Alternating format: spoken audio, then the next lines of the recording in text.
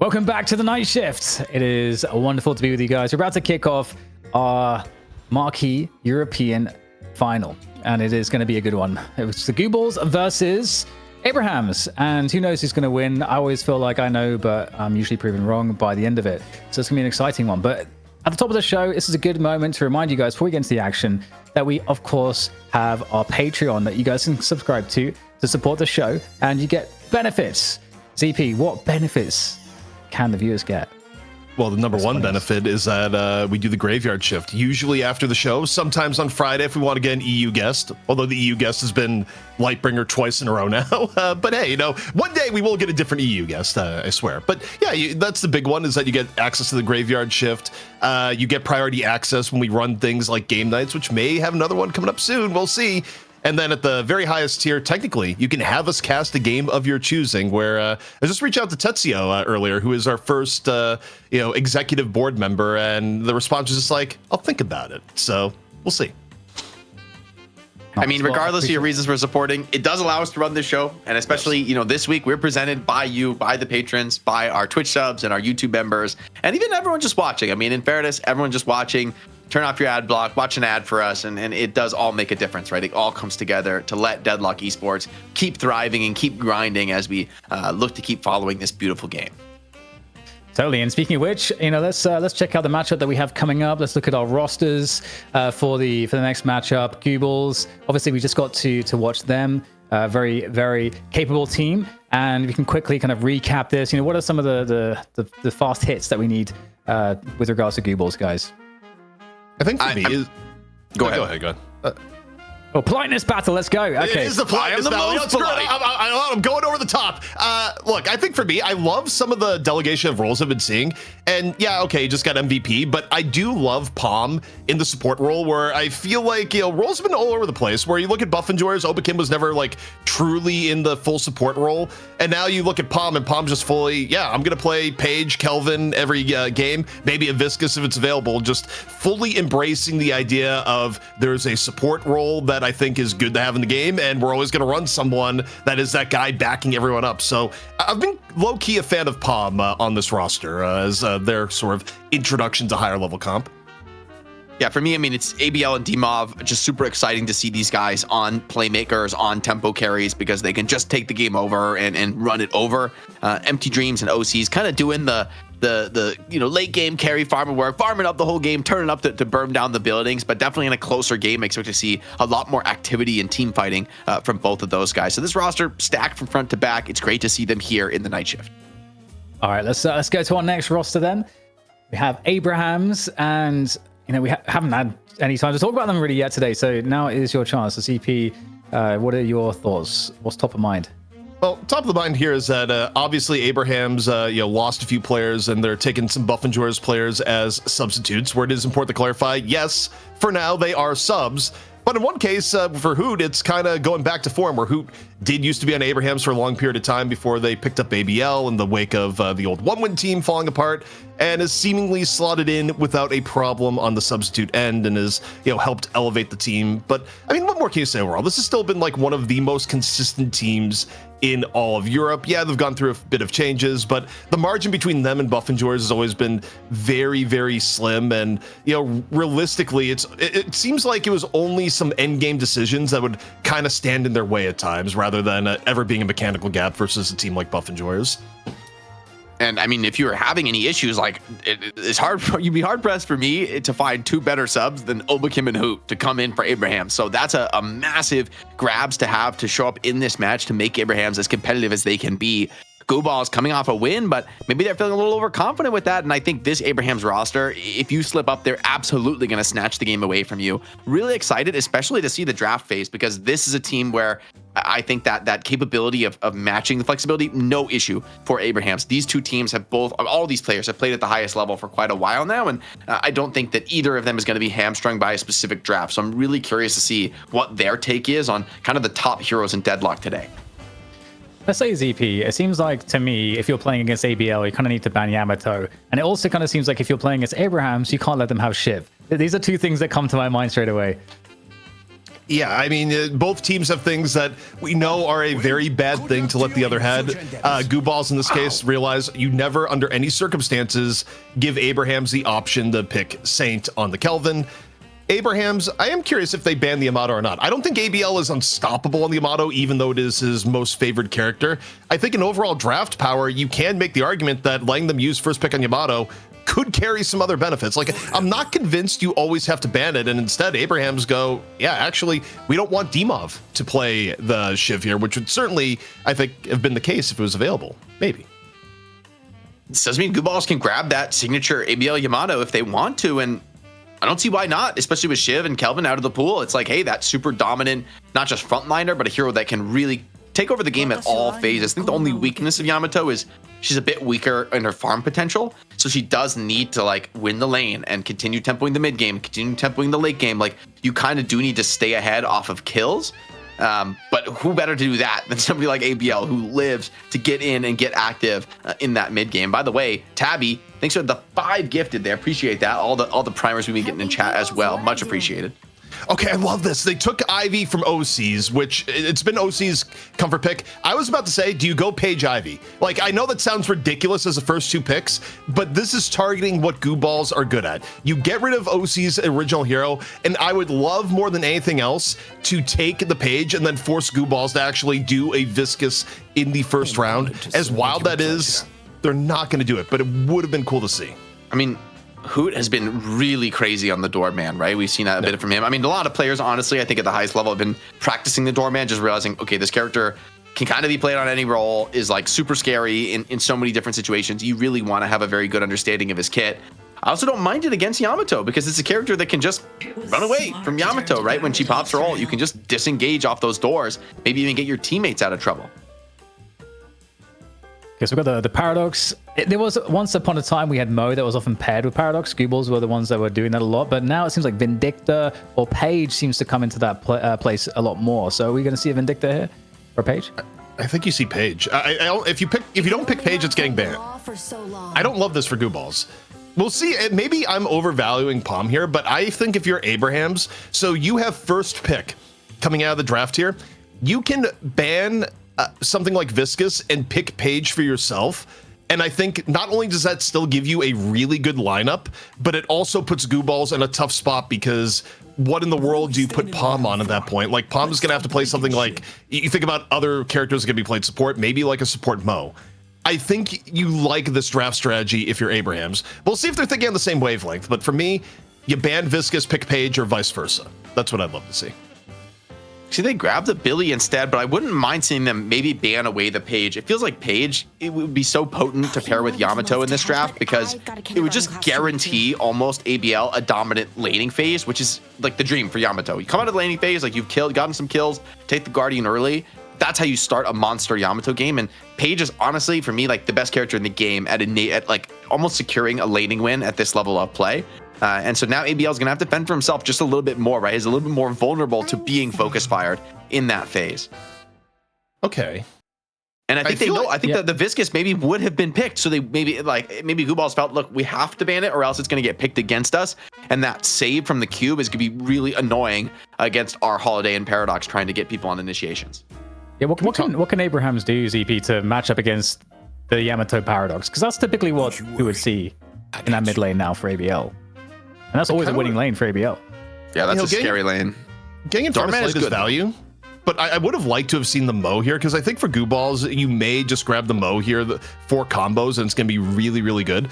I will say the premium on support characters is actually unreal if you look at the bans. Like, of the 4 bans, Paige, Kelvin, Viscous, all banned. And for Gooballs, I don't think they wanted to live in a world where they got 0 of those characters and then gave up the Viscous at the end, because I do think it would have been picked. I think it was going to get picked more so as to deny the Palm, but it also still would have been good for Abrahams in turn.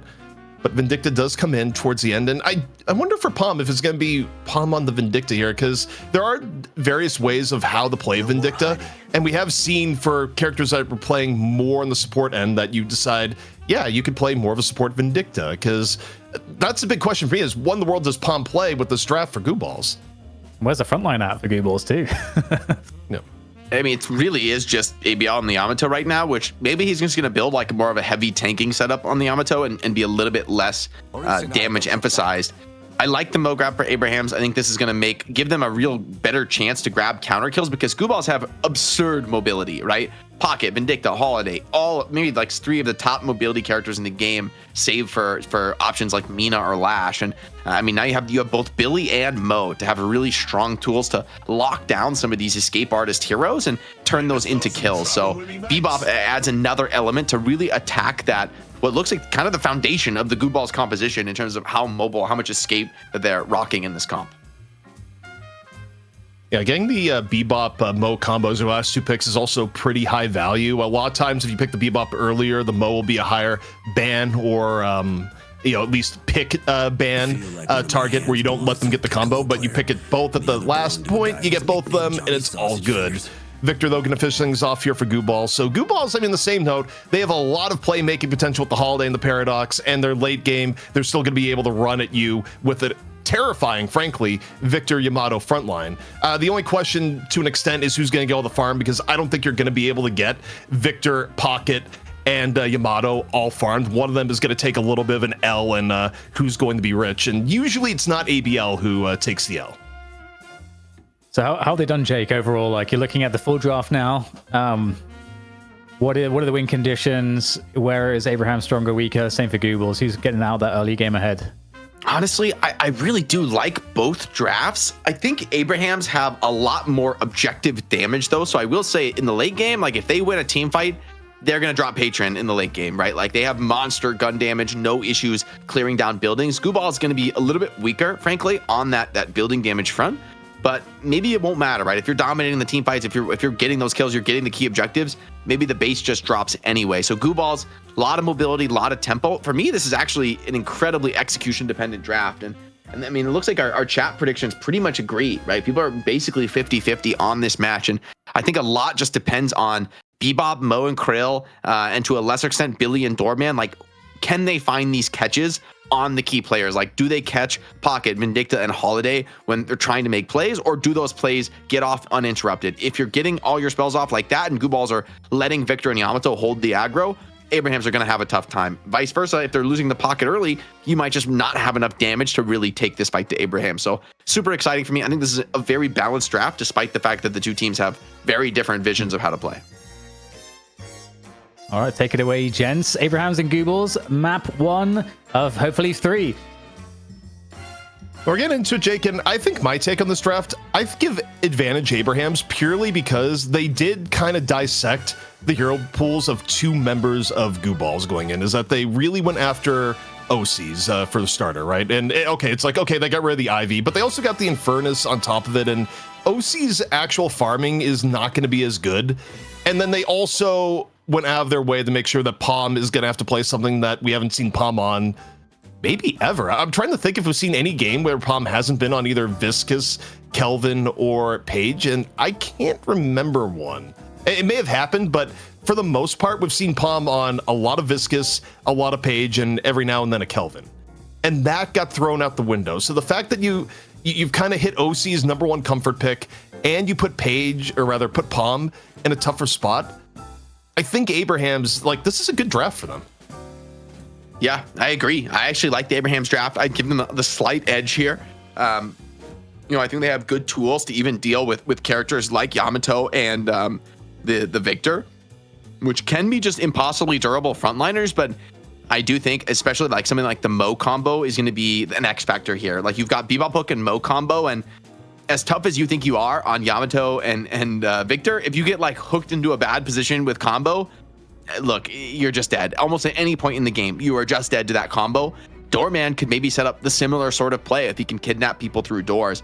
Very interested to see who is piloting the Doorman this game and what build they go for. Like, I honestly wouldn't hate to see a more of a supporty Doorman, but I could also see the argument for the heavier gun carry this game too. It's probably Hoot, because I think Tass is still Bebop, and yeah, okay, that's exactly what it is. Because back in the Buff Enjoyers games, oftentimes you can see Hoot play something like a Bebop at times, but in this case, Tass has had too many good moments of Bebop over time. You still got to give it to Tass.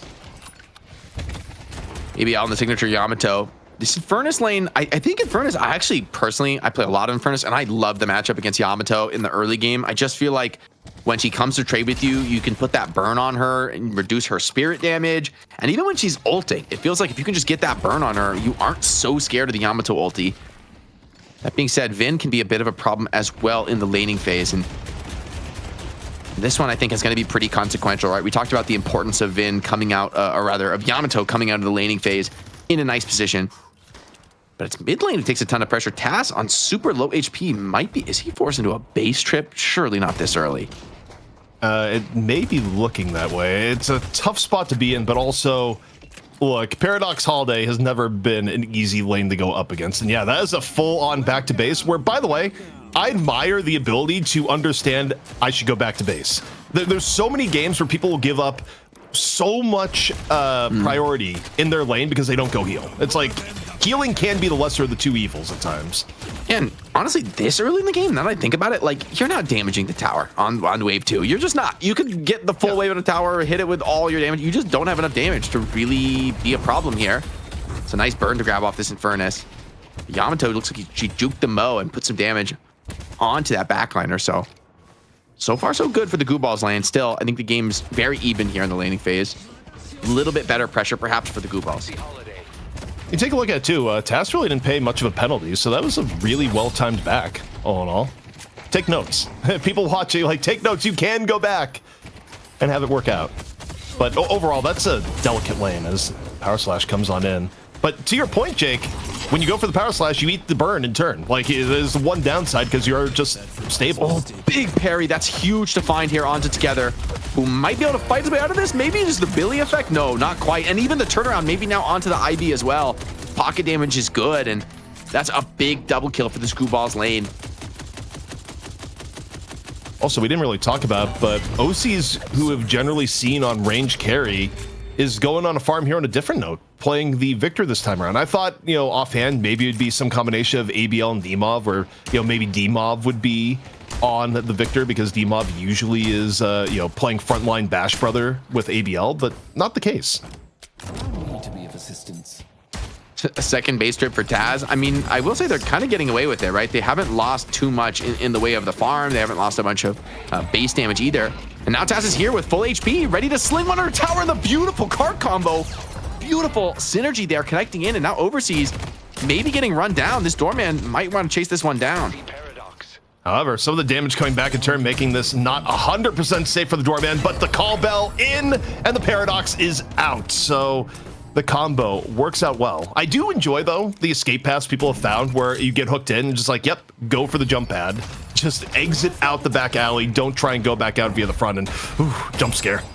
There's no way you're getting out the front door. Holiday, though. Oh, dashes get baited into the luggage cart. What a sick read from who? The outplays in this mid lane are next level, but Holiday just barely slides away. I look forward to meeting them again. Carbine through the veil, putting a Hoot in a bit of danger, and it's a kind of a long way to Healing Right being up here. This is Hoot just hoping that a stiff breeze doesn't go in their direction, or more likely a barrel. Furnace trying to keep this aggression up. This is where the game gets a little hard on the Furnace, though, right? There's not much you can do when the enemy's playing under their Guardian, and putting the siege pressure on feels like a little bit too scary against Vin. Also, in terms of build, one thing of note here, I'm not seeing a whole lot of Mystic shots right now, Jake. Yeah, big pull in now. Victor pulls them both deep. Can they get that catch at the second on to OCs? You'd love to be able to take down that Victor all this early, and Billy is just absolutely fearless under the Guardian. Just no fear off that melee passive. Yep, together, find new home on Billy, even with Shiv being off the table. Empty Dreams, meanwhile, able to punish Hoot, where, I mean, it feels a little bit expected. We saw Hoot just cowering, waiting for healing right before, and not the easiest spot to be in, but yeah, I mean, like, go back to the point here. Based on that, did we see anyone with a Mystic shot? I don't think we did. Yeah, you don't have the most obvious builders for it in this game. Maybe ABL could, although I've seen more and more Yamatos skip the item and just kind of go straight into your core tankiness and team fighting items. Grabbing some shields in the early game. It was a core part of the Hoot holiday build that Lightbringer came out with, because you just get extra harass damage on the holidays. So instead, Empty Dreams opted for just more general spirit, making barrels more threatening. But Billy, once more, a little bit more poke in towards the Guardian, and Guardian damage is the name of the game here, but if you give them the opportunity to dive in, they certainly will. Tankiness from this Billy, pretty crazy. Really nice laning matchup, I think, into the Victor, who's one of the few heroes who's willing to like take trades with Victor at close range. However, you're always at the risk of a parry, right? If a parry comes in, I feel like Billy really loses a ton of steam, and the punish is very real. Pocket grabbing some stacks, doesn't have Affliction online, but maybe he's still looking to put some nuke damage down. I think when you're up against Billy, you have to have the confidence to go for raw parries. Like, yes, you could get punished, but you can't let a Billy get tons of freebies. Meanwhile, though, Saint getting punished. Shout transformation used here by ABL just to ensure safe exit out of the lane. It's a nice kill to find, right? Yeah. It's exactly what you want on Yamato, to find a couple of these kills in the laning phase. I feel like it's knocking down the Guardian that really does open the doors for you to kind of get crazy with the farm. So we'll see how he likes to play out from here if they're able to drop that Guardian with the ultis down. Bit of a pause coming on through, and I will say, as far as storylines into this game goes, I'm a little bit worried for Abrahams if OCs can channel the OCs farming magic on the Victor, because if OCs can farm on the Victor the same way that OCs is able to farm on Ivy, that means you're going to be dealing with a near 30k Victor around like 22, 23 minutes in the game, which is frankly still terrifying even after some of the nerfs. Yeah, it is interesting, but I feel like the characters kind of do play so differently in the late game, where Ivy is this like split push, lane clearing monster, and Victor does kind of want to frontline a little bit more for the team. So I'm not worried about OCs getting the farm. I'm wondering, how is the execution going to be in these late game team fights? Are the team going to be ready to play behind him in a way that the Ivy is kind of doing the opposite? Ivy kind of wants to sit in the back and let other characters take the damage. Now, this Ivy just absolutely crushing through the wave. Pocket has Affliction if he wants to kind of come back in and turn around for a punishing fight. Affliction is on the Billy, who's looking to play his way out of that. Does pop the chain, and hey, a couple melees could kind of turn this one around. Big parry connection comes in, but gets counter parried by Dimov, securing that kill. Just too much damage coming in, even with the read and the parry. But, you know, for a moment, looked a little promising, but together, sent back to spawn.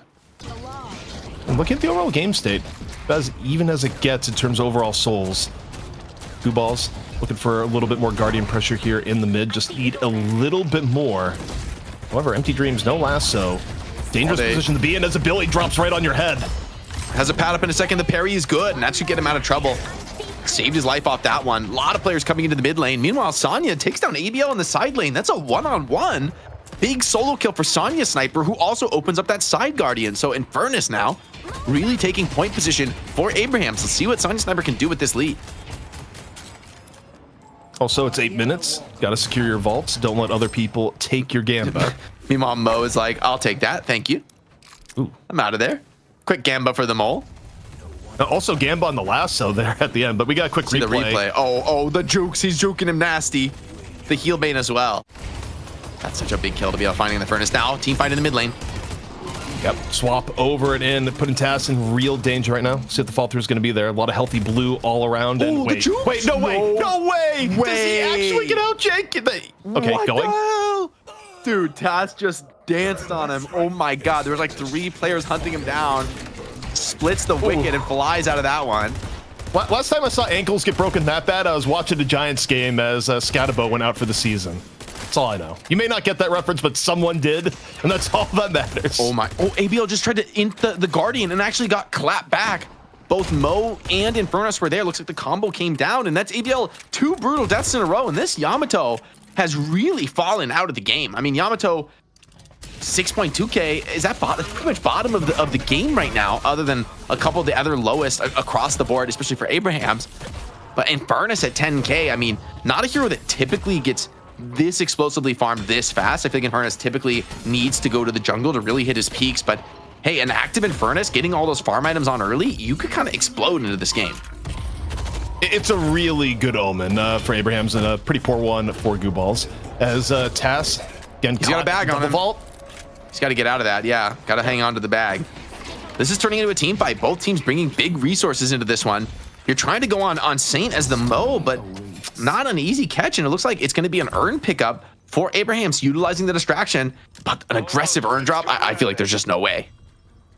I think there is a way. If you're running Doorman, all earn plays are possible. It's the one thing that I think Doorman really gives your team is that you have the ability to just frankly execute on bullshit. Like, it is, I think, the only other hero that carries as much just overpower earn ability is probably Kelvin. Like, they can make this work. He is going to have to transfer the earn to someone else here, though, to set up the door. Are they? Oh, they're just sending it. Running it. They may just be sending it. And meanwhile, ABL's getting crushed and punished in the side lane. Infernus and Mo get the pick off they're looking for. Earn drop comes in, and this is turning in now to a team fight that Abraham's like. They're feeling pretty good about this one. That's wild. Not only ABL getting run over, but the earn coming on in, and they're trading out reasonably well for it here. You have Gooballs rotating in, but OC has been bit off more than they can chew together, not feeling hurt at all, and they fall in through the door. The door doesn't get closed. You don't want to, you're in the wrong neighborhood together. But this is earn, that's earned down. You got to kill on ABL before this fight really started. The turnaround's coming though. Are you going to be able to get out of this? It's super deep on Infernus, putting the burn on this Walker. They're going so heavy for this Walker drop. Is Mo going to be able to get this? I mean, we'll see, and the Walker does go down. ABL, not quite the threat they usually are here. Maybe you could get a piece of Infernus here. Infernus has to die, right? He's just dancing on him, spamming wall jumps. But I mean, I guess job's done, right? This is an 11-minute, almost a 12-minute Walker. Insane. Victor playing his way out of this one, but the team is here, and now you're pulling him deep under tower. Does not have the ultimate to play his way out of this one, and the burst is there. Great catch from Hoot. Follow-up is there from the team. And a trophy, oh my God, it's here, baby. Trophy collector bot. Have this, like, legitimately, is this the first time it's been bought in Deadlock Night Shift? I honestly don't think. No, I don't know if I've seen it. It did get bought late game by Hoot too, and Lightbringer was telling us why. Like, the logic from Lightbringer was that if you get 5 stacks, it's actually pretty competitive versus. I mean, think about the range on Doorman.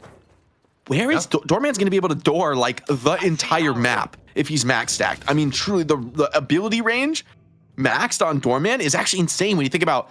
I mean, it's probably the highest like cast range limited or like ability range limited tool in the game is the Doorman doors. It's like, what is it, 70, 80 meters? Like absurd how far apart they can be. And so if you have max stacks trophy collector, that's like plus 16% or something on your ability range.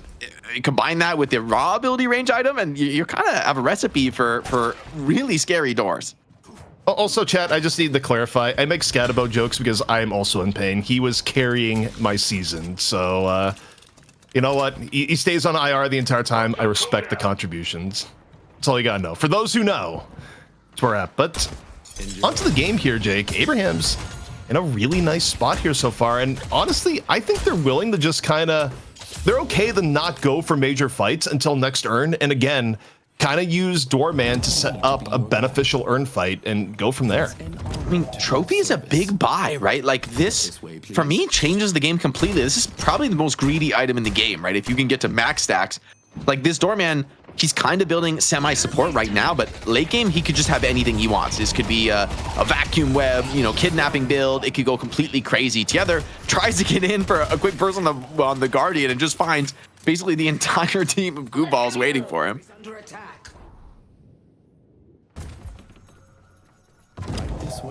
14 minutes, 1 minute till next earn. Just drop the doors and close the doors immediately, off in the middle. Also, it's interesting how this Guardian is still up for Gooballs, by the way, as what is going on? Mo combo off the vent, drag him along for the ride. ABL probably just gonna walk away from that one, thoroughly confused. All right, it's like, okay, we did something. But yeah, combo down. ABL still has the ulti. Pocket has ulti as well. I think they're going to get active on this Infernus, who has a tower here. But yeah, I don't know if you want to really rely on that at this phase of the game. That tower is going to go down very, very quickly. Diving deep, chain in on the Pocket, but he still is able to suitcase out of that one. Are the burns good enough for a kill? I'm not sure. And D-Mob's out of this one, but hey, Infernus is eating the entire Affliction with no cares. Drops the Flame Dash. ABL already low. Shout Transformation may not be enough to save. Certainly, if nothing else, ABL he's going for the Guardian. Away, but the hook comes on in. Just when you think, maybe you can get out, Taz says, no way. And actually, I think that's a nice read from ABL. Like, he was dead to rights there for sure. Low HP with the ulti, and so he just grabs the Guardian before going down. that's the third Guardian. That does open a flex slot. So it's a little something for the Gooballs. And now it's Abraham's turn to risk it all on the Gamba mid-boss. And they've got the damage for this. Bullet resist shutter on the Mo. Everyone's just pumping in this fight. I don't know that Gooballs are going to be ready for this. They can bring the victor in, but there's no affliction. Oh, beautiful ult as well. A trip to the Baroness, and here we go. Ivy on the contest, stone form in. First rejuve, second rejuve, everything that Abraham's here so far. They get the full 3 and they cover it with the hyper beam.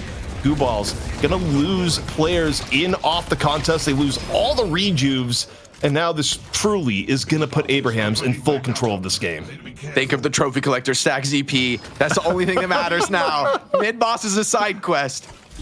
16 stacks or bust. Honestly, my mind is still like a little bit hazy from seeing Mo like doing his best Dragon Ball Z impression, or just all the fists through the air. Looking forward to the replay after on that. But yeah, I mean, game state wise, this is pretty dominant. And look on so that's a big catch right onto this Holiday, who's trying to dance her way out of this. Drops out the lasso, maybe turning around, maybe trying to bull Bebop a little bit deeper than he intended for. Find himself under the walker, but they don't have the damage follow-up, and Mo is hanging out. Combo almost off cooldown. Could turn scary if you stick around into this one, and Hoot is hovering, looking for more of those stacks. He would love to get on a big trading team fight right now. Power slash on to Obakim, but the problem is ABL's too poor. Like, that's an 18k Ivy, a 12k Amato, and a better game state. That's a kill on the Obakim, but ABL is just not the threat that he otherwise would be in this game because of how poor the early game went and how good of a job Abrahams did at really limiting the impact of this Amato. Yeah, so much of the farm on this Gooballs team is in OCs right now, and the problem is, if you don't have ulti on Victor, fighting into this rejuve, it feels like a throw, right? Like, this Victor cannot come to a bad team fight. At this phase in the game, that would be really disastrous. Speaking of disastrous, it's ABL caught by the combo. Is he going to pop the Shadow Transform? I mean, I don't think it's really going to save him. And actually just holds on to it. Vin's there with the save, so that's actually a great read from ABL. Keeps it up, gets the save from Vin. And so he's out of that one with no trouble. This Walker is just stomping time after time as the siege continues for Abrahams. And for Abrahams, you still got 2 rejuves, you still have a reasonable amount of time. You have no reason not to keep sieging. Empty Dream's not really doing a ton of damage together there, who shakes it off, takes the vent, and runs away.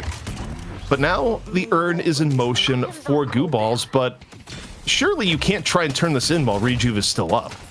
And that's the problem. Even though you're behind, it's still not enough for a favored urn. So turning in an even urn, good luck. And I mean, Yamato's ticking down from this, so this urn is pretty costly to hold on to. I mean, at the same time, if you drop it, the cost is going to be even steeper because Abraham's going to get a free turn in, considering they're absolutely dominating that side of the map with the Walker down. But it's kind of costing you a lot of time and energy just to deny that from the Abrahams. Yeah, particularly when you're playing on ABL, where the last thing ABL needs to do in this game is be the guy that's, you know, dedicated urn carrier, but swap in on the task, doesn't care, just dashes over. There are more members of Gooballs here than not, so we'll see if Gooballs can overload and get at least one pick up. But Abraham so far able to shake the pressure. Sanya turns it, finds Empty Dreams. Sonya's here, the 2 kills. rotation is so much better in from Abrahams, and Gooballs losing 2. This is real tough. Yeah, and what can you really do here? Combo in, cleaned up. Stacks coming up for Hoot. We need to get a check a tab on the trophy collector stacks. Crucial information for the team right now. Victor's clearing this wave in the mid lane, but I mean, it's expensive, right? Tanking this Ivy is pretty scary. You have to keep these waves out though, or else that Walker's gonna go down very, very quick. And hold on, carded in, carded deep. Yeah, this might be too much even for Victor. Heals are good though, so much tankiness. So absurd, and still has 2 debuff removers. Why was I ever worried? Also still a shocking reanimation on top of it. There were layers upon layers to the Victor cake. But Urn turn-in coming in from Saint. Abrahams extending their lead. ABL trying to make Mo pay for it and may get a rejuve crystal out, but they're delaying it. They're delaying it. But wait, he gets away. The rejuve's about to end. They're trying to delay it for the rejuve kill. But is it going to bite them in the butt here? Abrahams is back and looking into the fight. ABL forced into the ult, but he's low. Can he really take this fight into Together, who's kind of biding his time, leaving this one out? He's still chain gang. He can pop this here for the extra durability to bring people on in. Gets 2 off the chain, pulls them in. Bash down after, ends up paying the price to the end. But is it going to set up the rest? Abraham's actually down 2 from the end of that engagement. Hoot looking for the escape via the door. Obakim able to get 1 on the Vindicta. Back and forth to go. ABL, though, hungry for a little bit of revenge, sets up OCs. Affliction Up over Sanya, may not be in the best spot here. A didn't little get bit of burned. jukes movement here from Dimov. 80 HP, 15 burns down. Honestly, that heal bane kill was pretty important for the Infernus. You can't go into this creep wave, bro. Oh my god, that's just, wait, is he gonna get caught? Victor's here. He's on literal one bullet here. I mean, this is not safe for this Infernus by any stretch of the imagination. Is Here, Victor Victor around. No. The minimap sometimes gives you the false positive. Like, wait, he's right behind. No, he's actually just up. Verticality is challenging the minimap, and that's a free earn for the Gooballs. So it's a very, very big fight. I mean, soul-wise, we haven't seen the full impact yet until we get this earn turn in. But they are kind of mitigating their losses. Downside is there's no main objective that you're really able to clear off of that. Still 3 walkers, full health for Abrahams. The lead they have in this game is quite significant, but they've just lost a pretty significant step. They don't even drop the Victor ult in that team fight, and OCs is getting to that scary level we talked about. 26k on the Victor, going toe-to-toe with the top farmers on Abrahams. You know what kind of hurts OCs though? 26k and not having your walker slot open sucks. Like, that actually is miserable, where there's items you're going to want to add here soon, and you're gonna have to start selling. Like, if you want to get E-Shift, you're going to have to sell something in your stack rather than having the open slot that, in most games, you would have a walker down by 21 minutes, but the early to mid game has been so miserable for Gooballs that they weren't able to do that. And, you know, by contrast, slots are looking pretty open for Abrahams. Yeah, now Abraham's kind of slowing things down. I mean, I think some of their tempo has been stripped away after that last team fight, some of their confidence. They're trying to just play the macro game, utilize the lane advantage they're going to inherently be holding on to, given this walker advantage. And maybe grab some kills on the side lanes. Looks like a combo connecting on somebody. It is the combo full connection onto the Holiday. She's trying to pad out of this one, and just the mobility on the Holiday, right? If you don't instantly burst her, she is going to escape. And reaction is coming in, but I think it's too little too late, unless Together sticks around a little bit too long in this area of the map. By the way, in terms of late game scaling, Empty Dreams did do a variant of the gun build and a few more levels, and Empty Dreams is a massive, massive threat to where if Saint gets caught mid-combo and is not comboing Empty Dreams can just put him in the ground. But ABL on the chase down, wants a little bit of piece of Taz here. It's a good target. On the slash. Yeah, it's really good damage here so far. I think able to finish it off. Taz running for their life, takes refuge in the corner, off on the uppercut, but the cavalry is coming and Taz gets run down.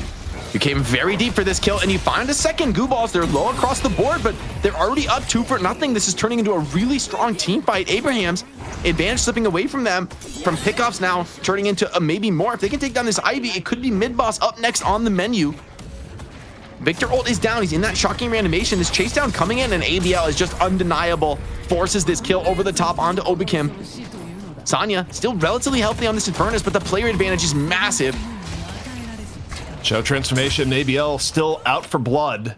Huge advantage overall for Gooballs. Only down 1, the Abrahams being down 3, and you have to think this is going to turn into a mid-boss here shortly. And I mean, the fight was too well executed by Sanya, Saint, and Hoot. I mean, it was only 3 alive against 5, but they just fought it out. They ground down the HP. They stayed alive on those 3. And I mean, the Infernus at this point in the game is a really terrifying opponent, right? If you don't get on top of him, he can, I mean, not 1v5, right? But he is a monster problem if he's able to just continue dealing damage, continue lighting it up. And once Victor's out of debuff removers, right, that matchup really gets bad. Yeah, and I mean, I guess, you know, take a look at it. They were damaged enough that the plan was just go back and heal. The window to get mid-boss is over. And in fact, it's Abraham's wanting to force the issue. And why not? You got the door, man. This can be risky. No Victor ult. Like, you might as well go for it. I mean, you don't have Infernus ult either, but there's no Yamato, there's no Victor. Big Affliction, how many is that on? It's a huge hit from D-Mob. It looks like 3. Looks like maybe a massive team fight. Abraham's ticking down across the board. Sanya's low as well. 2 kills already found. Obikim trades back on the Palm. So both teams getting a piece of this fight, but can Sanya still fight? He's down a little bit low on this Infernus. D-Mob getting some good poke, and a huge piece of Ivy here. Obikim in real danger, bursted down on the onset. OC's no shocking reanimation, no problem. The cart here towards the end may free up Hoot, but does nothing for Abrahams on actually getting this mid-boss. Gooballs, they've come back here, Jake.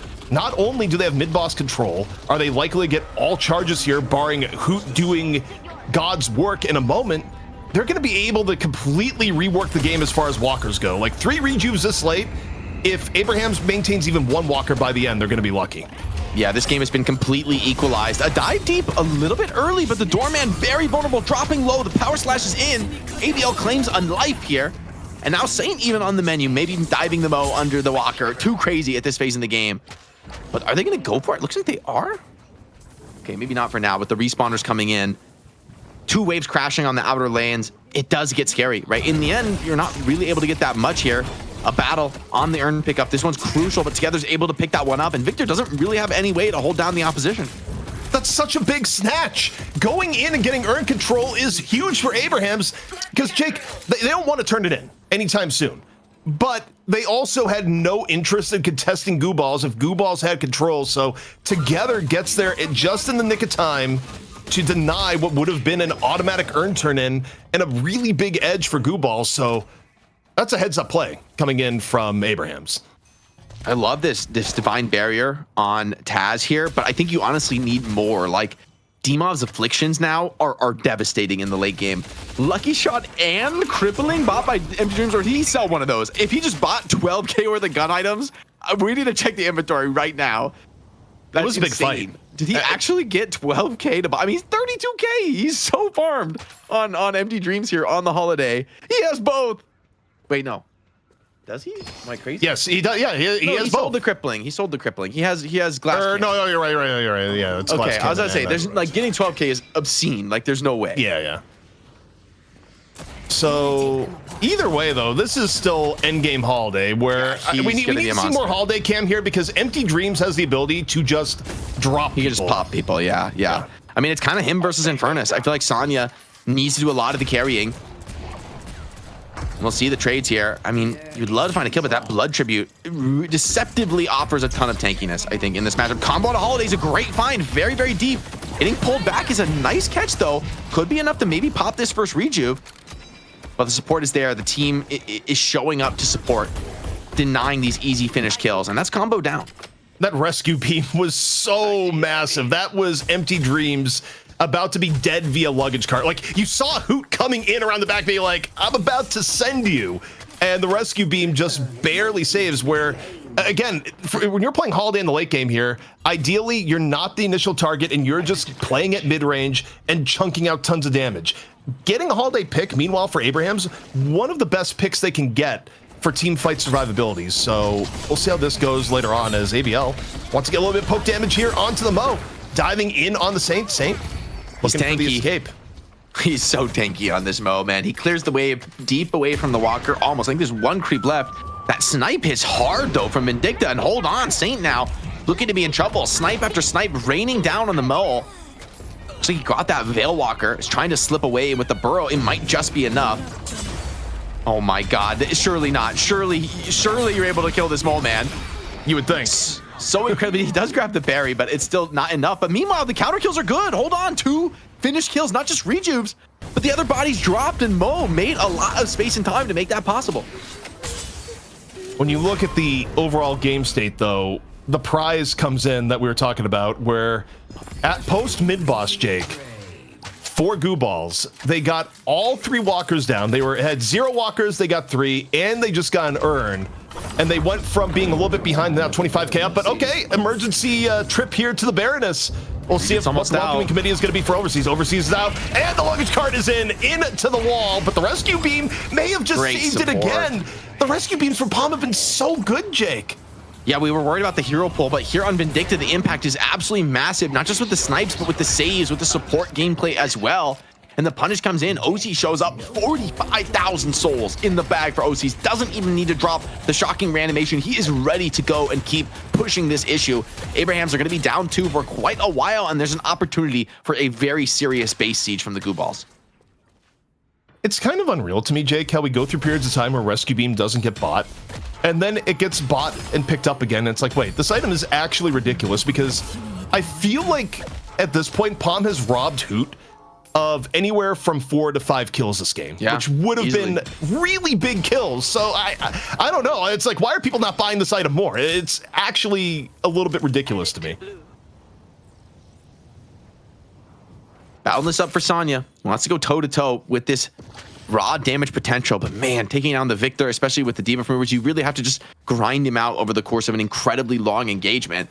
And meanwhile, it's really Demov, Empty Dreams, ABL. There's so many other threats that have really come into this game where we were worried. Oh, wait, oh my God, this is disgusting. What is that damage?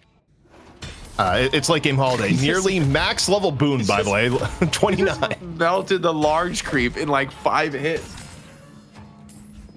You know what's crazy too? There's other variants that may be even better where like you can justify getting improved cooldown or even just compressed cooldown on the crack shot like this point in the game to get even more long range poke because the reduction is pretty significant. It ends up being like 1 less shot required for your next headshot. Like there's so many just ridiculous ways to build Holiday at this point in the game. This could be one of the most significant team fights of the game. Maybe I'll holding Urn, but maybe looking to drop it and get his teeth sunk into this fight. Saints getting the divine barriers, but it's not enough. The catch is good. Palm with that tether finds a good kill. And without this Mo, I'm not sure you can really fight. Such a crucial element to the team fight. Big chain maybe coming out from Together. Does turn it around, making it 1-for-1. Sonya down to half HP though. This won't be an easy fight. And a massive affliction just clips Taz on the edge. It got Taz, may have gotten one other. ABL, still reasonable HP. Power Slash, on the hunt for more. But the real scary part here to me is now Empty Dreams, who's online the Holiday, where it wasn't fully, we didn't fully see it because it happened so quickly. But I'm pretty sure Saint just got evaporated. All right, let's see this mid-boss damage. Let's see this mid-boss damage. Dance on that stairway. Get the extra ammo. This is, oh my God, it's roaring. Let's see. Come on, shoot it. Test. Oh my God, look at it. He's hitting like 300 a shot, shooting at that rate. That is insane. But he forced the roar. Now they're gonna look for the team fight. No Affliction is online. Gooballs, not sure what they want to do with this one. Sonya's a little bit away. Let's see if he can get into the team fight as time as the crystal is coming down, and this could be for all the marbles, ZP. Doorman is looking to do a huge play, but Empty Dreams just crunches Sanya. You don't want to be in the doorway versus Holiday there. The Hyper Beam comes in. ABL able to grab one. Gooballs with 2 rejuve charges overall. Abraham's getting melted. ABL still on the chase down, ready for more. And I think the win conditions are gone here for Abraham's here, Jake. They had their window, but that window is firmly closed. Where did the Infernus go? Just got absolutely deleted. Couldn't even get the ult off. I mean, I thought he had Holiday dead to rights. He's on top of her with the ultimate. He's beaming her down, and then she just stands and delivers. Okay, something's been like a lot of Holiday recently. I've been in that spot before, and you cannot miss headshots on that angle down in the mid-boss. That is like one of the worst areas you ever want to fight a late game Holiday against because you will just get dropped. It is, yeah, you don't fight there. Like just do not fight a late game gun Holiday there. It will not end well for you. Yeah, overseas, deals with the waves. Now the mid lane push can commence. Big lasso connects onto Saint. Where's the follow-up? Where's the teammates? With the rejuve here, it could just be Holiday herself delivering this damage. Let's see it. Monster burn there. The curse adding insult to injury there from overseas. And this game looks as good as done, ZP. Every tool in the kit online. Gooballs, 2 rejuves as well. It's going to be one last team fight after the patron drop, most likely. But I just feel like, I agree with you, ZP. How do you deal with this Holiday at this phase of the game? It has to be some insane hook out of Taz. Pulled him into the fountain, but I just don't see it. It's not going to happen, and I don't think Gooballs is going to retreat here either. They got 2 rejuve crystals. You got Saint still dead for a while. They are going in for the finish. Pond may have lost a rejuve crystal, but here's ABL. 3k HP, good to go. Takes down Together. Hoop, getting burned in turn. And the comeback is complete. Gooballs were once in a world of pain. Flip the script, take the patron down, and win game 1. What a match from the Gooballs, man. In a game that really looked dire, right? They kind of got clapped in that first mid-boss trade. I thought Abrahams would be able to take that lead and run with it. They kind of slowly worked at it, developed it. But in fact, it was the Gooballs who out-macroed in the end game and had the stronger late game, right? Especially, as you said, with that Holiday coming online, with OCs getting to this just massive farm potential. And it's just like one bad fight. Gooballs are right back in the game. And from there, they just never let go, right? They just never released the advantage they had generated. Really impressive performance, some very innovative builds and innovative plays. And Abraham's gonna be really feeling the hurt after that game, man. That's a game you really felt like you already won. And there we have it.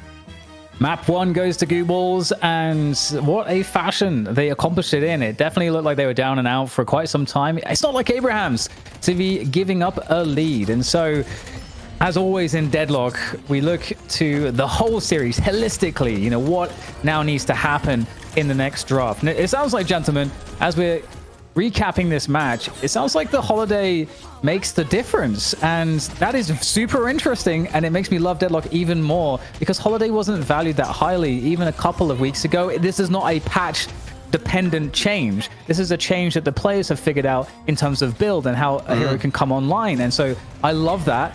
And so is that the ban? Do we have to put the emphasis there? I just think Holiday is a flexible character you can pick early on, where you think about how the draft went, and Abraham's, they wanted to deny the gun carries, and in turn, Gooballs like, well, we'll get double playmaker, and also one of our playmakers also does enormous damage if we get to late game. Getting late game was actually pretty difficult here for Gooballs. I think Abrahams did an amazing job of shutting down ABL early. It was a tough road to go against, but scaling wise, I mean, heroes like Mo just do not scale that well into the late game, and Abrahams did not, yeah, you had your Ivy and your Infernus, but the front line from Gooballs was intimidating, and you still had huge poke from the Holiday, and not the least of which was still Demov landing really good afflictions in most of these fights. Yeah, no, that massive affliction from Demov was a game winner, man. That was a very even fight, a scary one where Abrahams was forcing the issue on the mid boss with some big ults down. And it was a 4-man affliction from D-Mob, absolutely blows Abrahams out of the water and completely shuts down their lead. Yeah, and here we can see the stats, and there's some more points I want to make around the team fight. But just looking at the stats page here, anything that seems unusual or is worth mentioning? I don't know if it's reflected in the stats, but I think you have to give credit to ABL for being a big reason as to why Obakim doesn't have a higher number here, where Obakim had really good farm throughout the game, but I feel like every time we saw Obakim in the mid to late game team fights, ABL was just repeatedly on him, and it really hurt the amount of gun damage that Obakim was able to pump out, because Obakim was continually playing the survive Yamato game, and all it took was ABL just having one or two good fights to get back into it and not being behind from the early game, which Abrahams played well. Yeah, it seems like the OCs on Victor actually performed kind of well. I'm not sure that we've seen OCs on Victor on broadcast before, but what was your general sense of how it performed, Jake, in terms of this roster? Great performance. I mean, had a big team fight on one of the side lanes where it was OCs. The fact that he had stayed so competitive in the farm made Abrahams, they were overconfident. They thought they could, take that fight into him. And instead, he actually holds the line single-handedly, almost turns around that team fight along with the help of the squad coming in to bring the numbers at edge. And I feel like the fact that he was competitive in the souls, he kind of kept the game in contention to allow Demov to have those chances for the big plays, to let Empty Dreams reach this ultimate level on Holiday where he could start taking over. So OC's really held it down for a really scary portion of the game against Abrahams. Also, I think you can't say enough about the interaction between Hoot and Palm throughout most of this game, where Hoot had plays that would have been game winning repeatedly in terms of pickoffs, good setups on the luggage cart, and they were continually denied by Palm just continually playing in the back and landing a good rescue beam after another good rescue beam. And maybe part of that is the answer to Doorman. When there's another good Doorman player that they're going to be playing, is that you prio someone on your team building rescue beam, because it is unreal how that one item shut down most of Hoot's game plan as we got deeper into the game. So that's a great point, and I can't wait to continue the discussion here, because we're going to take a break, and when we come back, we'll be into the next draft, and that's going to be super interesting because there are a lot of great highlights from both Jake and ZP of important considerations here to get the edge in that. So let's go to a break, and we'll be back with Map 2. Welcome back to the night shift. It's time to actually I can't say get weird. I feel like that's a Puckett thing.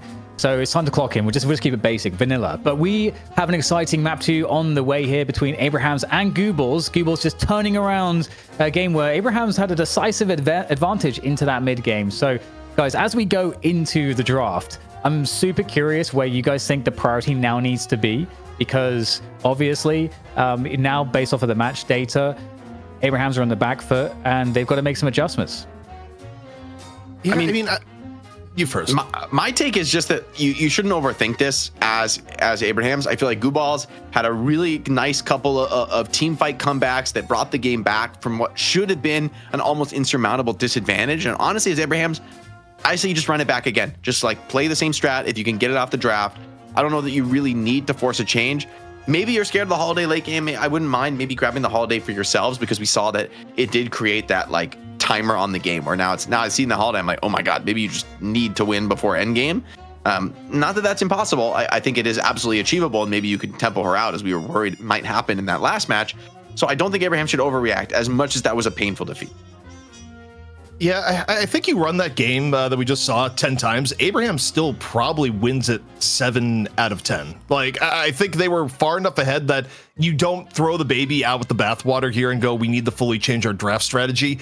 That was not a draft loss. That was an execution loss from where they were at. Now, that being said, can you optimize a little bit by maybe not giving up the holiday? Potentially, yes. I think giving that up where they did was probably a little bit of a misplay, but it is going to be Abraham's this time with first pick, first ban, and we'll see how they go about it. They're going to make Gooballs ban the Kelvin again. Nice. So they would have expected Ivy to go first for OCs, which means what does Gooballs go first with now? I mean, are we looking at another Yamato opener, a Shiv opener? I mean, Shiv was opener. trial banned before. Maybe you go for the Shiv this time, right? Like maybe it's interesting. They're more worried about a Shiv opener than a Kelvin opener. That's kind of wild. It also means Abrahams gets Kelvin, presumably. Saint gets Kelvin. It has been a long time since we've seen Saint being able to play Kelvin. Now, Abrahams, don't do something ridiculous here, like don't pick the Kelvin. Like, don't do that. You have Kelvin. Take yes, the gift. Okay, yeah. It's Christmas morning. Kelvin. Unwrap your present, Saint. Take Kelvin.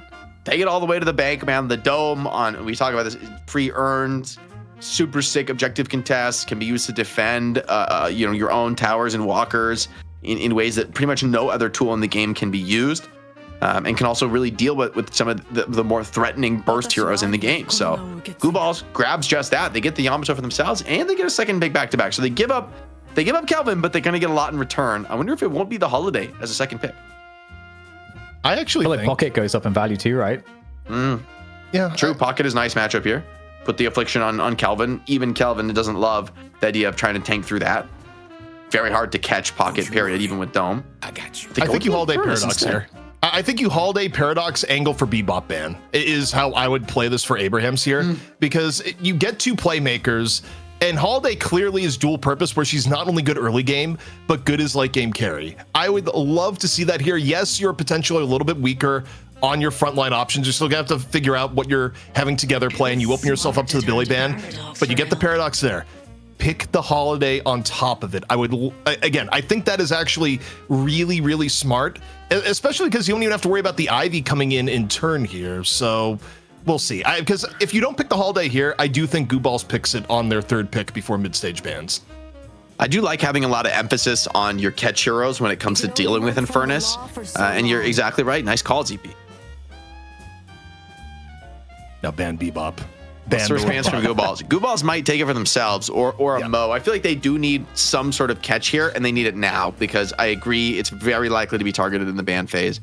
You could also think about something like a Viscous if you wanted to like have a way to save, but then again, we've seen from Holiday, it's not just the lasso, right? It's the gun in the late game, and the cube, not the right tool for that. You need to kill Holiday. You can't just try to survive that. Nothing's surviving that damage we just saw in the late game from Empty Dreams.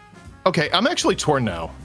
Jake, I'm curious, do you ban Paige here or do you ban Bebop? I feel like both would be incredibly good bans. I mean, yeah, they could still go Vindicta, but I don't know. I think for me, I actually almost like the Paige ban more than the Bebop. I like the Paige ban. I do think Paige has a nice matchup into Kelvin, since you can send your rallying charge, your ultimate on Paige through the dome and kind of engage into that team fight, even though you're outside of the dome, which is one of the very few heroes who can do that. You can also like be a super big threat in the lanes to enable almost anyone to start. But instead, the prio is on the Victor. Maybe they're more worried about ensuring that whatever frontliners Gooballs go for, they actually die in the dome. And I think there is a reason Victor might be the one character that can truly like enter the Thunderdome and actually come out in good condition, even in a 2v1, 3v1 scenario.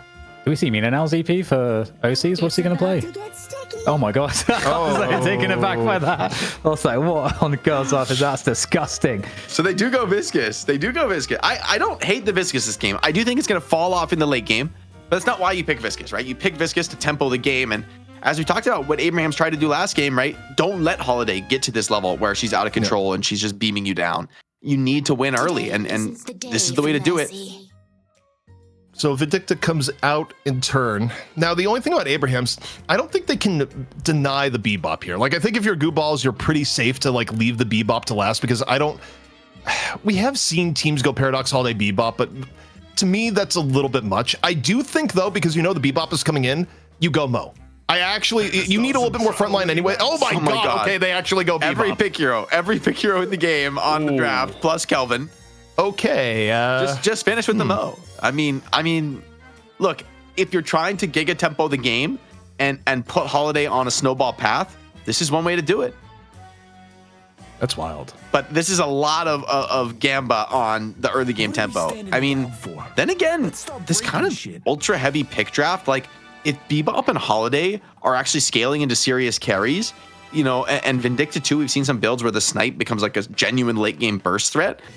Maybe this crazy emphasis on pick heroes actually makes sense because they can early game function as pick heroes and maybe at any point in the game. But late in the game, you are going to start to activate some of those like higher damage bursts. They are really lacking the frontliners, and here comes the Page as well, which is further going to present a challenge. So the question for me is, who the hell is going to stand and deliver against Billy and Yamato? Who is going to stop Gooballs from just running you over on Abrahams? Also, it's Dima Viscous that's going to be coming in here. I'm like pretty sure when I look at this because you're not going to have anyone other than Palm play the Page. Sinclair? Sinclair? What? So. What is the old cup here? I mean, Doorman is pretty sick ult to steal. Page ult is actually insane to steal, right? Because Page ult on a short cooldown is a really broken skill. You don't hate things like Viscous as option or Yamato as like options to copy. I mean, this is a crazy draft from Abrahams in the sense that it really feels like they need to snowball the game. Like I think if they fall behind, maybe the ultra late the Holiday can like do God's work, but I really am worried. I feel like Billy and Yamato, if they're like in a strong position this game, are just gonna full send it onto basically anyone they see.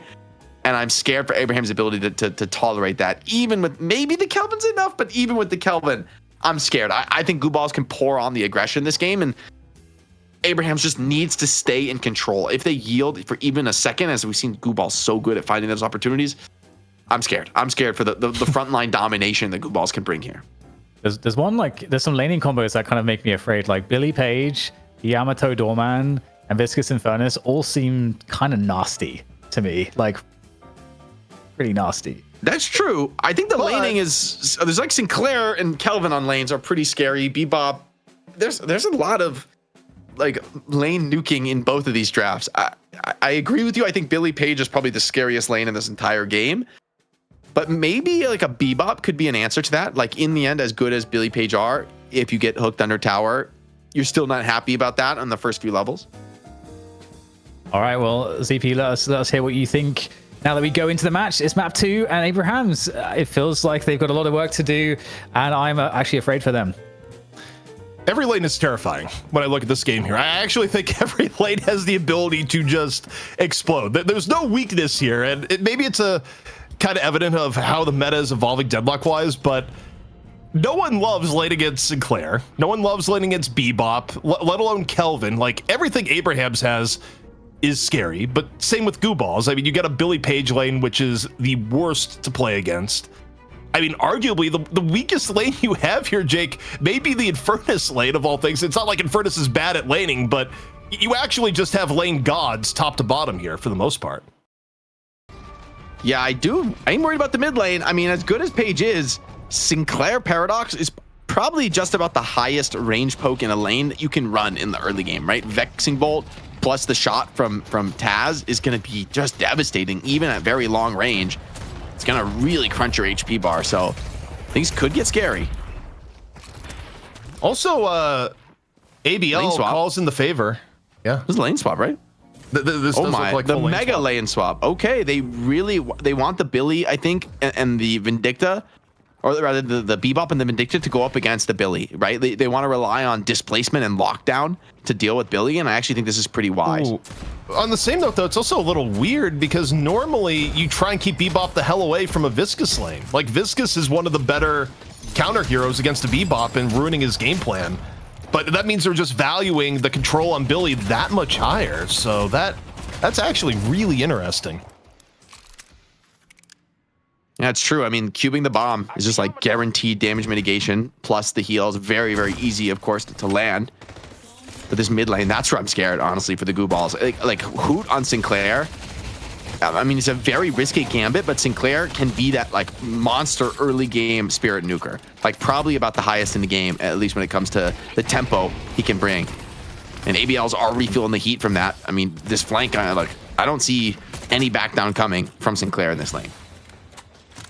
Look, find me anyone in Ascendant and above who likes laning against Sinclair. They don't exist. Like, unless you actually just have a thing. It is an evil laner. Like, it is an evil laner, actually.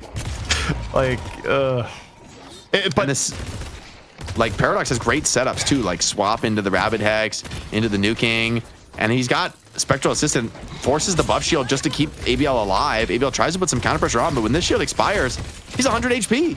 Getting nuked down, maybe a Vexing Bolt. This could be a kill. Not enough for now, but man, this already feeling monster pressure. ABL just needs to go base. I don't think he can stay into this lane. Yeah, that is full base. However, it's also a bit of a rundown here on together. OC's able to get some room going in. Now, Bebop hook towards the end, tries to bait out the quick melee with the parry. Dives on back, and for now is gonna live, but man, oh man. Yeah, that's scary. I mean, I think together stepping up a little bit on the Bebop, and now gets nuked down. D-Mob, just an absolute demon on the Viscous as well. This lane's looking problematic. OC's and D-Mob, if you could snowball, I mean, this is exactly what you want on Viscous, right? To blow up your lane, to free up to roam. Billy can just farm like a madman, maybe even roam himself. Hell, you could go stick the Infernus over into the side lane and just send both Billy and Viscous on a rampage through the map. But this mid lane Guardian is almost dead. What? Where did that go? It's not even 3.5 minutes. Well, when ABL gets sent back to base by the power of magic, and yeah, Taz doesn't even come back to help the dive. It's just like, no, I finished Guardian. You'll be fine. All right, Hoot, I want to see the fastest rapid recharge you've seen in your life. Let's see it. Let's see what he can bring. I mean, if this mid lane Guardian goes down, I mean, what is Yamato going to do? This hero does not jungle from an early level. Oh. Yeah, I mean, I think they hope that they can get on through, but also you have the overload. Paradox over to the left-hand side. I would thought Paradox maybe would help the right, which was having a little bit more trouble early on, but instead, just try and create another strong lane. Yeah, tries to get a bit of advantage, maybe catch somebody by surprise. It does allow a bit of a reprieve for the Gooballs in this mid lane. And now ABL relatively equalized in terms of the HP. You kind of want to hold the priority in this mid lane as well, like really keep the dominance on, but Taz has gone for that heavy greed build that's kind of been his signature here. Furnace forced into a flame dash, doesn't want to let this Guardian escape, trying to continue to keep that burn online. Not going to be enough this way, but maybe just sends it. He's so low on Empty Dreams. I can't believe he's risking it like this. Yeah, the Kelvin lane having a little bit of trouble. You wonder for Saint to call bell in and down. It's been so long for Saint to play Kelvin. You do wonder if there's a little bit of mechanical rust there, because I mean, I think you have to go back almost like a month and a half to find the last time Saint got to play the hero. Just bit off more than he can chew, right? Doorman would love to take that trade one-on-one. That's what Doorman lives for. And Holiday was just way too low to come into that engagement. Sonya, no. Rotated back to the mid lane, now gets a free kill onto ABL, and I mean, the roams in this game have gotten completely out of control, right? Like, everybody is just showing up and appearing on these side lanes. You got to have your head on a swivel in this game. Oh, and a big last one to Page. That's a great catch to find on the Holiday. Starting to get Sonya off to a hot start, and that should be an easy kill for him to pick up. We know what this hero can be in the late game, and these early kills get you there all the faster. Can we just say that going around the map at all for Gooballs is a horrifying prospect right now? It's just like, yeah, you could get swapped, you could get lassoed, you could get hooked, or in this case, Vindicta can get beaten down in the street by OCs. Drops a quick healing ward, rather healing right.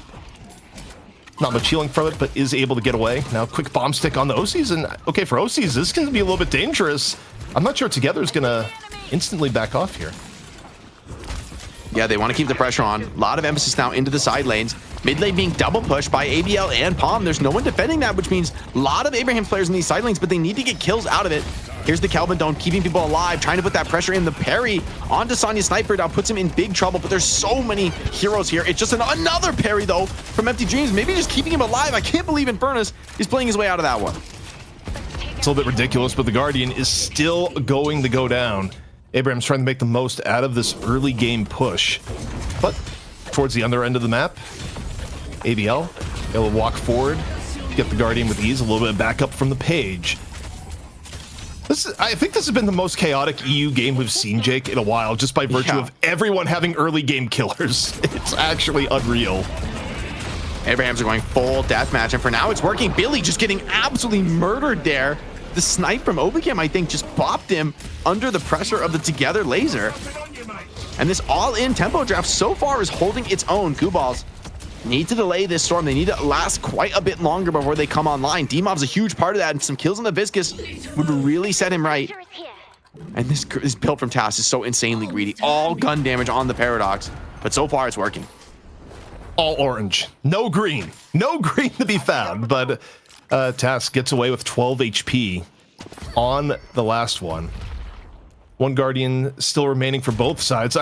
It's actually funny. It's setting up this big showdown, Jake, on the right, where it's the only lane where both teams still have a Guardian. Yeah, there's about to be a very consequential team fight here, but this time it's actually Gooballs who brought a significant numbers advantage here. Nice juke outs from this Vin. The big catch for the captivating read. The punch is good as well. I'm not sure if Invictus can be able to play her way out of this. Maybe she can for now. Getting chased down, but have they gone too deep? They are going to get this Vin kill almost assuredly. Obicam burning down, ticking. Wait. Vin lives? He ticked it to like there were no pixels in that health bar on the tab screen. Oh, rest in pizza.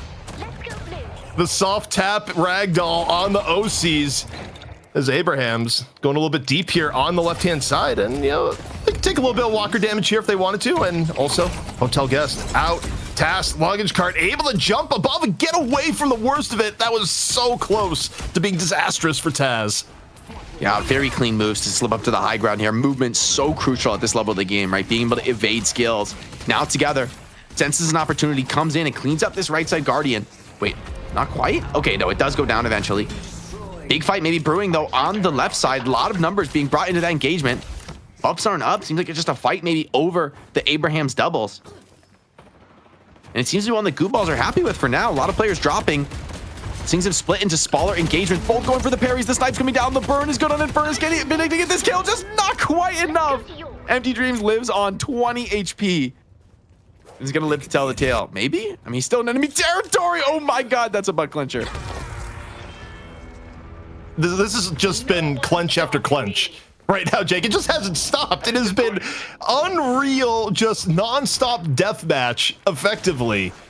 But this is what happens when you have both teams effectively with comps that kind of want the same thing in the beginning. I mean, both teams have comps that can take the fight to each other, and when the dust is settled here, Jake, the main advantage that you can see so far is that Abrahams is up a Guardian, but overall souls-wise, it's about as even gets. Let's get a quick item check. Let's see what the build-ups are, especially I'm curious on this Abraham side. Like, we see the Cult Sack on this Bebop. But who else is going for Cult Sack? How much farm potential? Like, Sonya's at 9.2, but he's pretty much just going fighting items. I mean, that's kind of what we saw last game, right? Focusing on the early game. Another Cult Sack on Paradox. That is a trophy collector on who, and I mean, I will say, one of the best characters in the game for it. Lasso now pulling on Diamato. She doesn't have the ulti after this. Do they have numbers? They're just going to dome her in, deny any chance of an escape. Things are getting wild and wacky, but surely the numbers advantage is just way too much for even Yamato in this spot. Welcome back, Kelvin on Abraham's. ABL is just like, oh yeah, that is still a thing. I mean, look, we've seen Kelvin lose a few times recently, but I still love giving away the Kelvin, which kind of, on some level, I would say Gooballs like maybe has better late game options, but then I look at Abraham's like, oh yeah, they still got a Kelvin. Kelvin factor, right? And now Sonya, Cult Sack up, is free to just start farming, starting to build. He builds active reload, but he's starting to build into some of that raw gun damage. See what the catches are. Looks like a hook back from Together, maybe. Trying to pull Hoot out of trouble. Is the earn drop going to be for free here? Not free. Big contest coming in. A lot of numbers into this engagement.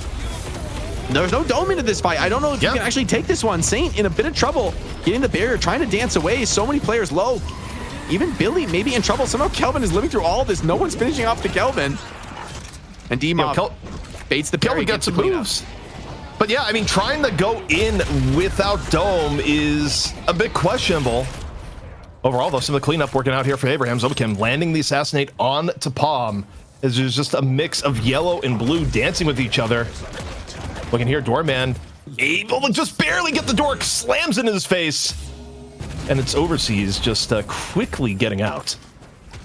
Meanwhile, Empty Dreams, though, is pretty happy to just have like a kind of a low attention game. He's just doing a little bit of PvE, farming up. And that's what I would say you don't really have on Abraham's side. Like, I guess Sonya can sort of do it, but when it comes to just raw jungling potential, I'm certain that Infernus is a more scary threat in his ability to clean up these camps and just move from camp to camp super fast. Sonya, I think, does want to continue getting into more fights.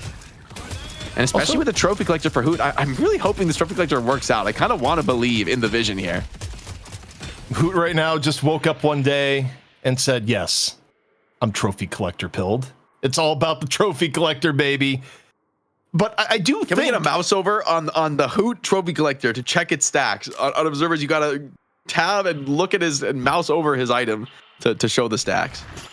I actually don't even know if you can do it as an observer, Loki.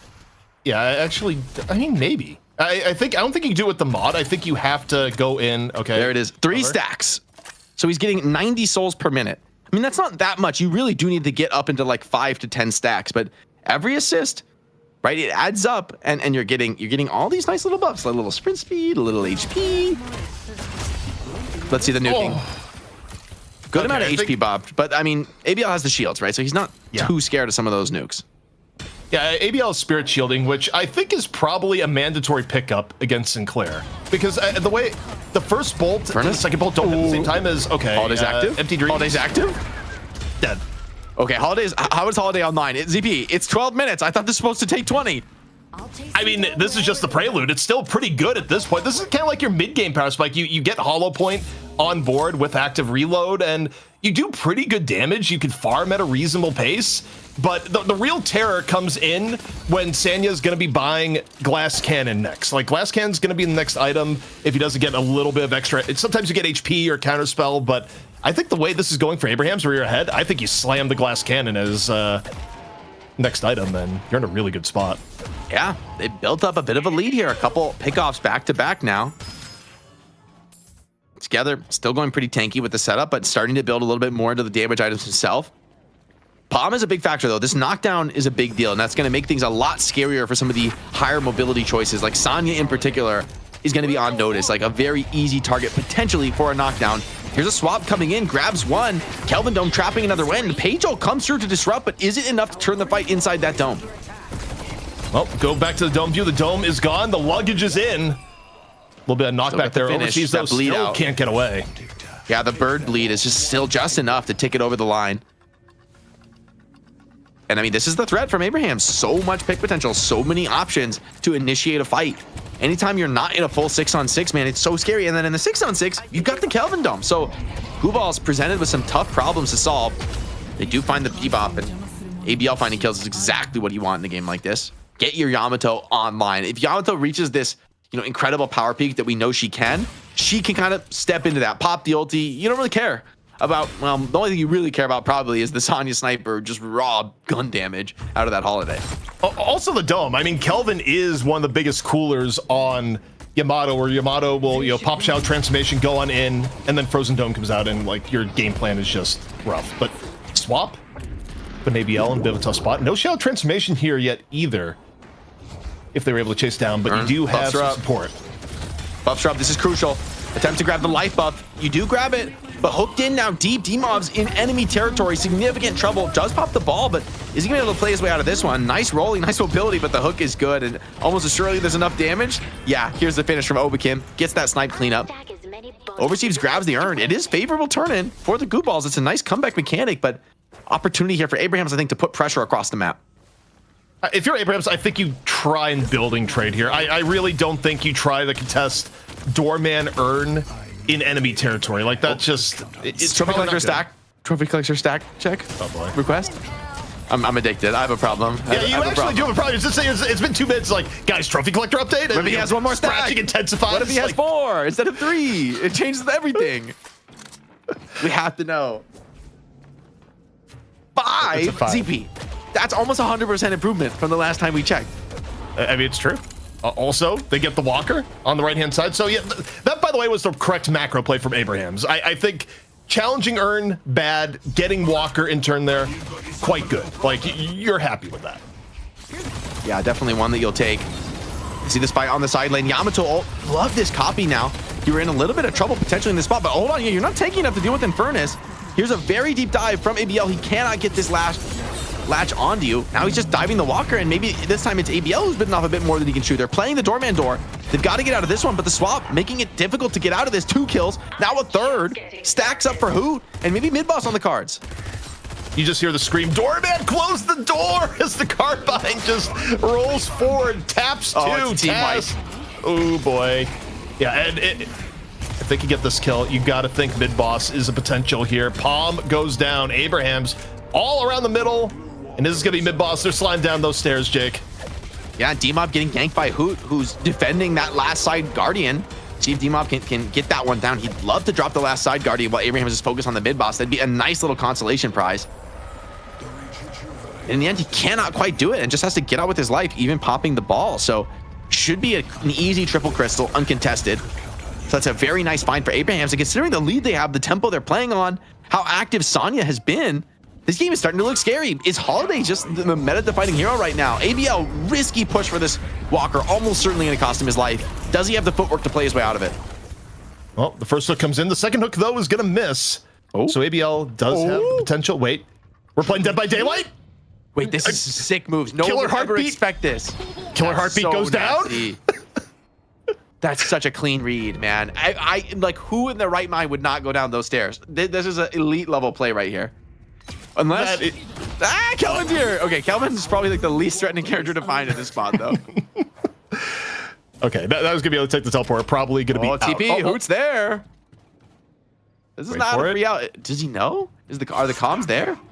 I don't think the comms are there. ABL is clear. Look at the minimap. ABL is clear. The Dead by Daylight strategy works out.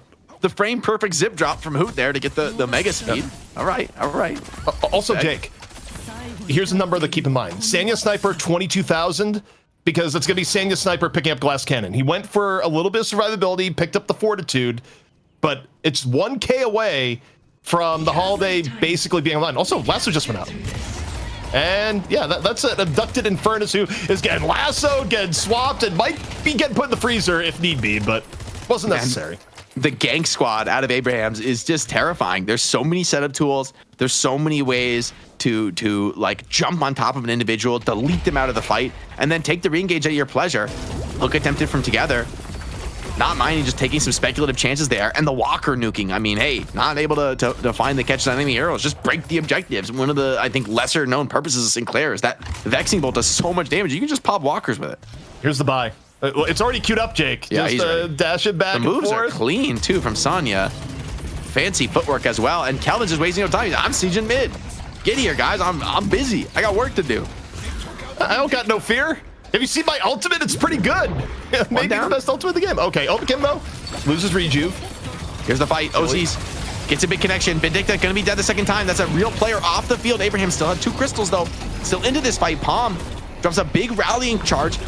That takes down together in this fight. Looking potentially winnable for the Gooballs, but they're going through massive rejuves here. Still have 1 rejuve crystal left to go. The Frozen Dome though is out. Abraham's down 2. This has been an incredible fight for Gooballs at the beginning. You know, maybe Abraham's feeling themselves a little bit too much. You love that kill. God, the damage from Vexing Bolt. Where does HP go, Jake? The re-engage is brutal right now. Eamon being down players. Abraham's calling the buff, say, hey, you're out of spells, you're out of skills. We're gonna send it into you. Trying to get down this mid walker. I love this. Despite being 4v6, they just make the read. Hey, we are stronger. We can re-engage. Great awareness from Abrahams of the game state. I think a lot of lesser teams would have missed that chance to take the mid walker. Oh boy, that what a wild sequence of events. But I don't know. You look at the general game state here, Jake. Gooballs, they're in real trouble. I mean, I think they're weaker in team fights right now. They're weaker in pick potential. And in terms of the carry end, Sanya is just going to be terrifying from this point forward. So difficult play here, and they might just go for the turn-in. I will disagree a little bit with you. I do think with all the ults are online, I kind of like Gooballs in a full team fight here. And now they're going to get just that, trying to push into the urn, but Gooballs don't have their ultimates. This is the scariest time to fight. Sonya already popped 1. Let's see what he can do for the rest of this team fight. Holiday, absolute full HP, just beaming down targets. Yeah, and this is the real danger here, especially you lose Empty Dreams that early. Obakim on the finish on the ABL. The chase down and shutdown from Together, just putting Billy in a world of hurt here in the back. Gonna take the Kelvin path up to the floor. And, okay, melee Vindicta, why? You don't need the quick melee there. All right, take the solar and get out. He does get the urn and snatches it back from Doorman, who is trying to camp it. And so that's going to be huge for Obakim, actually. Massive value getting that urn turn in, even bigger than the kill on the Doorman. So forcing that drop and parry actually ends up being completely worth. And I mean, we just leave it on the Sonya cam. I feel like this guy is server admin mode right now. Yeah. At this point, it's like 30K holiday. Let's see. We swapped up. Here we go. Oh, the cube. Oh my. Okay. This is a moment to prepare our expectations. Chat, is Infernus living? We need a call. We need a hard call. There's no maybes. There's no ifs, ands, or buts. Will Infernus outplay this one? I'm betting no, man. This looks kind of dead. This looks real bad. Also, we haven't really touched up, but that isn't the richest Infernus. Like, tips have not been good at the bar for Infernus. 18K, not great. Oh, the blink out. Oh, we were wrong. The nice save from D-Mob. Cube into punching the cube to pull it back away. And Abraham's decide they don't want to gamble at all. I mean, maybe they could have, but honestly, this is probably the smarter play, especially coming off the pause where the saves would have been like perfectly calibrated. Good read from Abraham's, I think, to just play that one a little bit slow. There's a lot of farm on the map to clean up. You can just compound this advantage. All the Gooballs ults are coming up now, and you're able to wait and restore some of your cooldowns. Hotel guest thrown out. Who's it? Okay, it's Holiday.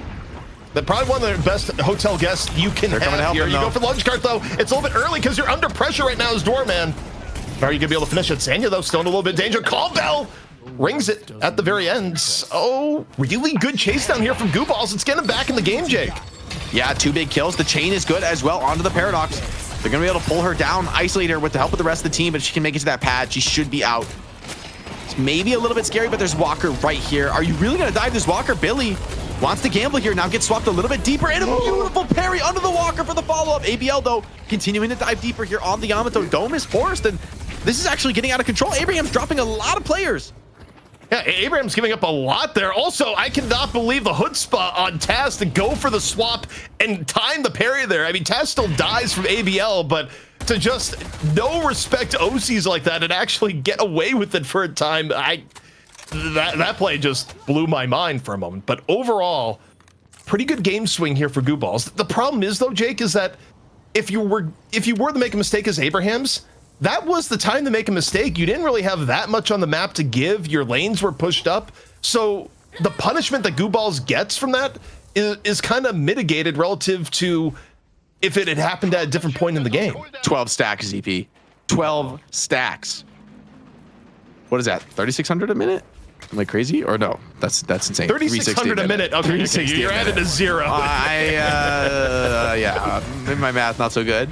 See the Infernus ult? He's going for it. I mean, he's got the TP out. Just doing a little harassment. I mean, Hoot has such insane playmaking potential with this build. This is such a scary threat to have.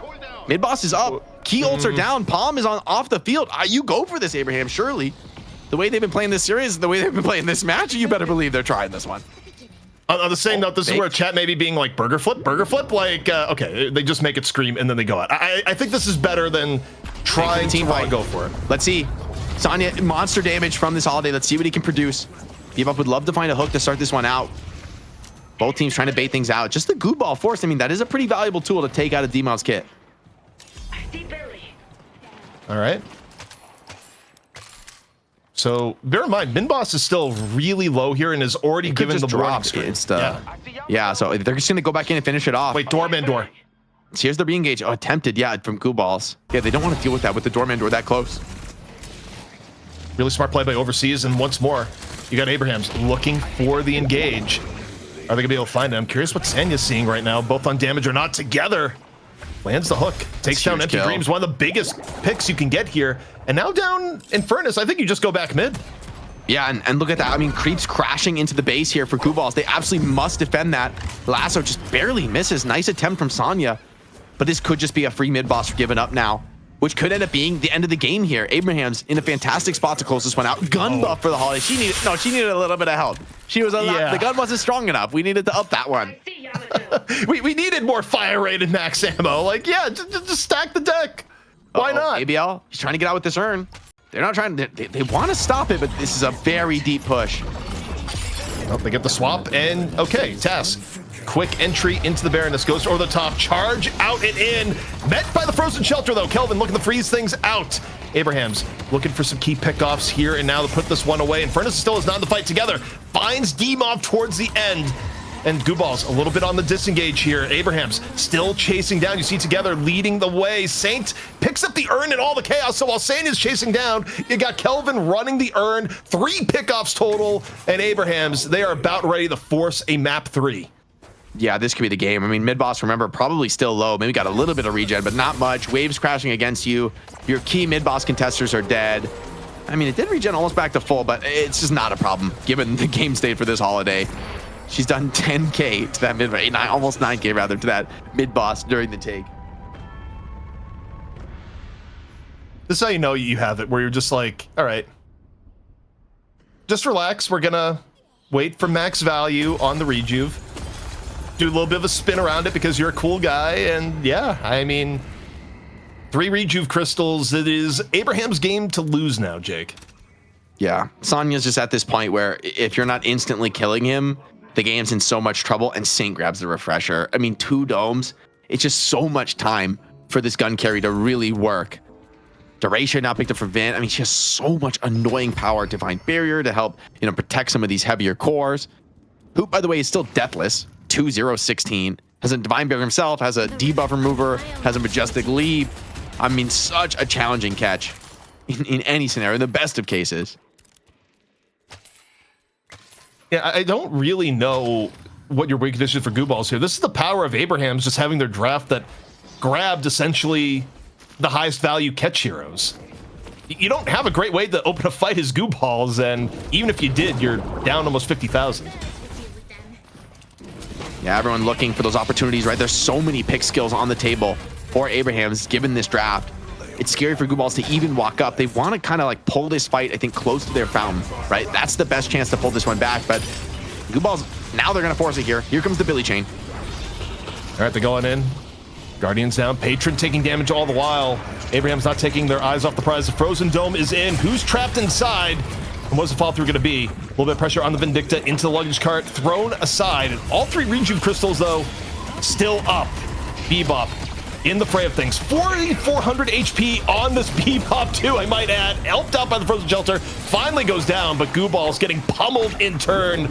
Lasso attempt in here, but now it should just be all on the Patron for Abraham's. 3 down from Gooballs. Jake, we're going to map 3.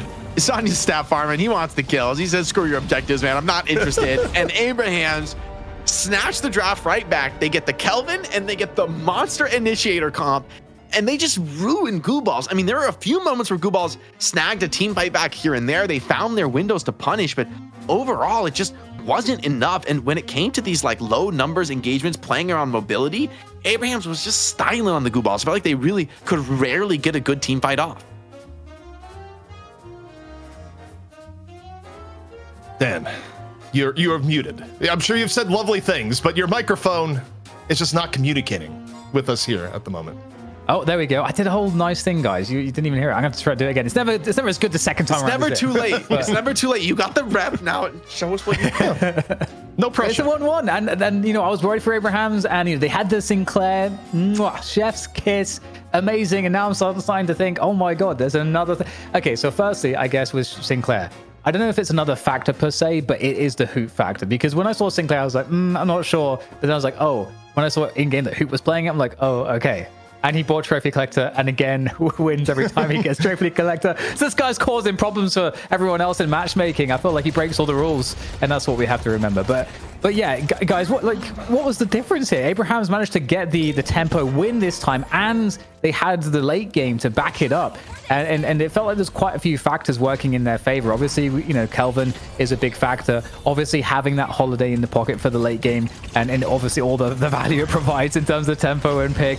And then you had Sinclair, and I think maybe that's a good place to start. What was the value that Hoot found here that was interesting to you, besides the sub 3.5 minute Guardian in mid against ABL on Yamato? Yeah, I mean, I feel like across the game, he was just so annoying, like constantly poking, pressing a fight, hitting you with the vexing bolt, and then probably 2/3 of the time, he's not really committing. He's just gonna come in and out, slip out, not dying. He's just super annoying. And then sometimes he's got the whole team behind him, and it turns into a massive engagement. There's just so many threats to worry about in this comp from Abrahams. It's like too many pickoffs to keep track of, and I mean, Sinclair only adds to the confusion and the chaos in those fights where really everyone on the rest of Abrahams can profit. Few more than Sonya Sniper, who pretty much becomes the Terminator at some point in this game. Just blink, blink, blink, just taking heads. I feel like Holiday has to get banned. Like, this is too crazy. Also, I think the 3 playmaker setup with Paradox, Holiday, Bebop normally has the downside of you can just get dove on. Like, they can just run at you.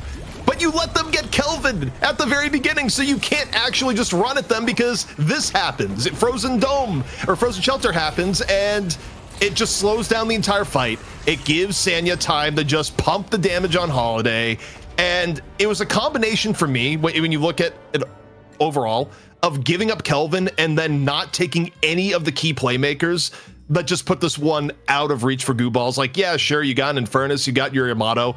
It doesn't matter the way the game is played if you can't dive on a playmaker comp to punish them. And so I've got to say, especially as we have the stats screen up here, we went into that thinking that Gooballs had a great draft. So I don't even want to ask, if there was a draft problem necessarily, but was there an execution problem? And is there a story to be told in the stats for Gooballs with respect to that question? I mean, honestly, I feel like the game has changed. Like, this draft looks sick. It was almost a way to play Deadlock that I definitely haven't seen work before from Abrahams. I've seen teams kind of try these like ultra mobile, ultra heavy, like ganker drafts. But now with these builds, as you were saying, ZP coming out with like, I feel like the Trophy Collector actually looked really nice on Hoot. He kind of got like hugely farmed and ridiculous utility. And by the way, he's top damage, right? Like, that's pretty insane in a game considering what Sonya was doing. Like, Sonya was not like full farming this game. He was in team fights from very early on, and yet Hoot with the Vexing Bolts is just topping the leaderboard. Kind of reminiscent of Doorman in his ability to escape as well. Like, he didn't die. Like, he's kind of a safe character to pick in terms of the playmaking. Yeah, I mean, Spectral Assisted is quite literally, I think, the best escape tool in the entire game. Like, Doorman is good overall on a team level and also for Doorman himself, but if you want to be selfish and get out of basically everything, Spectral Assistant is what you want. And yeah, I mean, the Sinclair pick was probably the most controversial, but the one that worked out really well because it wasn't even just the early game. I mean, you look at the damage here. I mean, Hoot was landing really high damage Vexing Bolt setups into the late game and making engagements just such a pain for Gooballs. I mean, if ABL starts the fight and gets chunked down the half, it's a little bit tough. So I just saw that Hoot got 15% of his souls from the Trophy Collector. So it definitely paid itself back, right? Right? Yeah, I mean, it really does pay off. If the game goes long enough, you get the stacks early enough. The thing you're scared of with it, I guess, is buying it and then finding yourself in a really hard game where you don't get any stacks. But the Viscous was clean from D-Mob. I do want to say, though, Taz is like the OG on Paradox, man. This guy just puts up big games. We were kind of quiet on him, but like, Sanya's going for this like crazy high damage build. Obakim is like playing, with a lot of support items, a lot of defensive tools. Hoot's doing some wild damage, but it was Taz so often who found the opening swap, who starts the fight off on the team's terms, sets things up as they're looking for it. Meanwhile, also nearly keeping up with some of the heavy carries in terms of the raw damage output. So Taz on the Paradox, I just love this combo. He plays a ton of Bebop, but honestly, I feel like he has higher impact on the Paradox. Just insane on the pick player, or as a pick hero player, and getting to truly be in that role, despite the fact that he has like 5 teammates also theoretically in the same role. Well, I want to ask one question before we go to break to you, ZP, and get into that next draft. And just as food for thought for people as they stick around through that pause. So was Kelvin the key piece to make this comp actually possible in your eyes? I know we'll get into this more, but I'm curious on your quick thoughts there, because is Kelvin what allowed for this to happen, or could it have happened anyway? No, I think Kelvin was an incredibly huge piece of it, because the weakness of running that many playmakers is that in theory you could just get run at. But you can't run down a Kelvin comp because he's going to slow down every single fight with Frozen Shelter, arguably flip some of them depending on who's in the shelter. And more importantly, as you got into the late game, it gave you a lot of time for something like the Holiday to find big damage at the end. I don't think the comp works quite as well without the Kelvin being in play, but I think it was a combination that caught Gooballs off guard that, okay, you gave up the Kelvin, you're prepared for that. You're not prepared for Abrahams to come in and just go, we're actually just taking every single playmaker. That was the unexpected part to them. All right, well, Jake, we can let you get on top of that point as well when we come back from the other side of the break, because now it is time to take a quick break so we can get the next draft set up and get that next and final match to decide our winner for this week's Night Shift underway. Welcome back, ladies and gents, to Night Shift. It is time to conclude our European finals as we look to crown our winner. But who will it be? Will it be Abrahams, who just won the second map, or will it be Gooballs? We are going to be entering the draft phase very shortly here. And guys, we saw, in fact, Jake, we can pick up on that point in terms of, the Kelvin being the linchpin. You're talking about this new way of potentially drafting a roster. We saw Sinclair, we saw Holiday, Bebop, just all this pick on a Paradox on one team. What is the prognosis? Are we going to see more of that, or was that truly Kelvin dependent in your eyes? Could you stretch it even if they don't get the Kelvin? I do think going that extreme with it, like having arguably 5 like high mobility sort of pick initiator type heroes on one team, probably only works with the Kelvin. But I do think having like something like 3, 4 maybe is very doable, right? Where Vindicta can be both an initiator, catch hero, and kind of have some of that support angles we saw in game 1 from Gooballs with the rescue beam being really impactful. So I think there's going to be other ways. I think both teams will probably look to kind of try to capture a lot of those heroes in this next draft, especially Holiday, who has looked maybe like the best carry right now, which I knew she'd be good, but I didn't think she'd be topping the charts the way she is in these last couple games. Also, I think I'll add on here in terms of draft priority. I think if you have to adjust the draft pile from what we've been seeing, Holiday needs to go up and Infernus needs to go down by comparison. Like, between the two, from what we've seen, if you had to have one of the two heroes on your team, you'd rather have the Holiday than the Infernus. Like, I think Infernus is getting a little bit overvalued and Holiday is still getting a bit undervalued from where she's been getting picked. I think where she's going to go in this next one, if she's not banned on the onset, I think the team that picks second will get Holiday as one of the 2 picks. I don't know if you first pick her, given some of the other options. It wouldn't be the worst idea, but I definitely don't think she goes beyond the 2-pick first pick. That's so funny that you're like, this hero has more value than the other person whose archetype now this hero's moved into. Like, the fact that you like Holiday and Infernus are being judged in that same way is kind of interesting.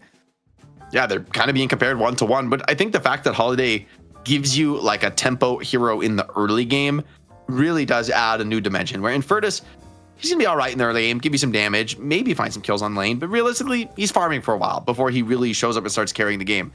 Holiday can farm, but she's probably just getting active in the early game, getting you objectives, getting you kills, and then she's gonna go to the farming pattern style, and that does kind of really set you up for success. Gooballs, first pick this time, they're just gonna open ban the Kelvin. You just can't give it away.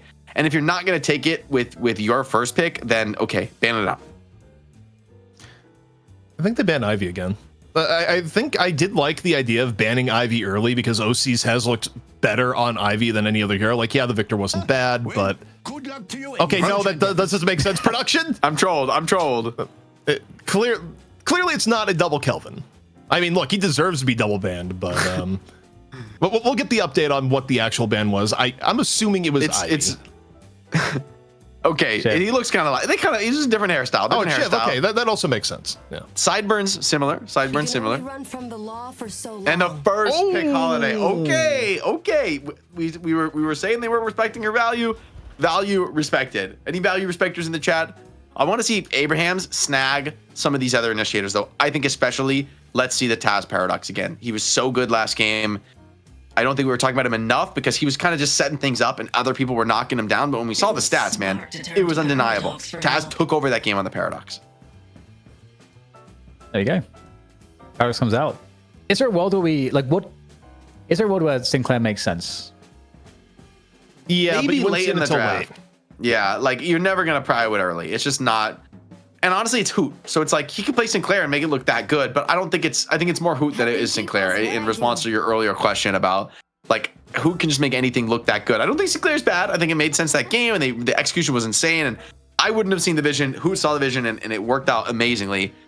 but I don't know that that's a character you're going to see that often. I think it does kind of need to find the right spot to fill in niche. So they're going to go Yamato here. I think Yamato is a near guarantee given ABL liking the hero. Like, I don't think it's gone, to the wayside there. The question for me is, do you prowl the Infernus here, or do you get something else? Do you go, maybe you want to get the Bebop for extra initiation? Do you go down that path? On one hand, I think Infernus still has a pretty good value at this, if you pick it here. But I do think, just looking at how the games have gone, like, maybe you do question and you get something else of higher value. I got you. But okay, in this case, they still go with the Infernus, especially after Ivy goes to Abraham's. Yeah, and it does give you a lot of teamfight utility. Now you're kind of camping some of the top 2 carries. Ivy is also a very scary carry in the late game, but I feel like it's more scary from the split push pressure, the building damage perspective. When it comes to the raw team fights, I do feel like Infernus and Holiday rather are offering a little bit more than Ivy does. Abraham's grabbed the Vindicta, so they're kind of doubling down on this high tempo style. Curious to see where the ban is directed now, though. Page. Do you want to Page? Okay, I don't mind Page or Viscous. I think those are kind of like your prio supports to get rid of here. Is Doorman something that the teams are going to fight over now, or will it get banned? That's a good point. Doorman could look good here. Open. I wish I could help, The but both. I need to reattach my Ah, arm. the Victor. We forgot about the Victor. I think it's actually a very important hero to ban away. Yep. To ensure that whoever you do catch with this Paradox Vindicta initiation is actually a genuine kill target. Especially against Vindicta. I feel like Victor, you just debuff remover is so good against Vindicta and makes that matchup. You just feel so impotent in the late game on Vin. I guess too, when you think about how this has gone down, because OC's usually hasn't been the one to play the Infernus. You get rid of Victor, who's also been in OC's hero pool. It kind of makes a bit of sense. But Gooballs banning the Viscous here, I do wonder if Abraham's decide, okay, we're going to play the Page ourselves. I would not hate the Page coming out of mid-stage here. I mean, you can argue other options. I think Bebop also makes a good amount of sense, but it's not as good without having the Kelvin like you did before. So I don't know if you want to invest that much into playmakers. I mean, it's a little support heavy to go Page here, at least for me. Maybe it's not terrible, but I feel like Vindicta can offer some similar value. Maybe the synergy with Vindicta with like Tether into Captivating Reed could be a combo you want to go for. And maybe now that you have the Billy, you feel a little bit better about it. But I like them grabbing a frontliner who can go toe-to-toe. Gooballs responding with the Doorman, though, also great. I mean, Doorman just being able to create that +1 moment for your team in the team fight, or catching somebody who's trying to be a little bit greedy with a split push. Ivy is a great candidate to kind of zip in on Doorman, alter, and then have the team all ready for the follow-up when she comes out of the hotel. I'm looking at this and wondering, is this a Hoot Sinclair game again? I mean, it clearly worked out really well last time, but you did have things like the Kelvin backing you up. Of course, final 2 picks here for Abraham, so it's going to get picked up. If it is picked up, very shortly. But also, what else goes into it? I'm kind of looking at frontline here. You don't have the Moan Krill available anymore. I feel like for Abraham's, you need something else frontline-wise. The fact that they go Pocket probably means you're not going to see Hoot on Sinclair. And it does make you wonder. I love that they got Pocket here. The Demob Pocket was just backbreaking for them in the last game. I feel like this is a great hero for Hoot to kind of take over on. Are we going to see a Trophy Collector Pocket? That's all I want to know. I mean, it is another hero that is theoretically a good buyer. It's a good Trophy Collector buyer. I'm telling you. I'm so Trophy Collector filled now. Not like, do not do like the initiate strat and have 6 Trophy Collectors. Please don't do that.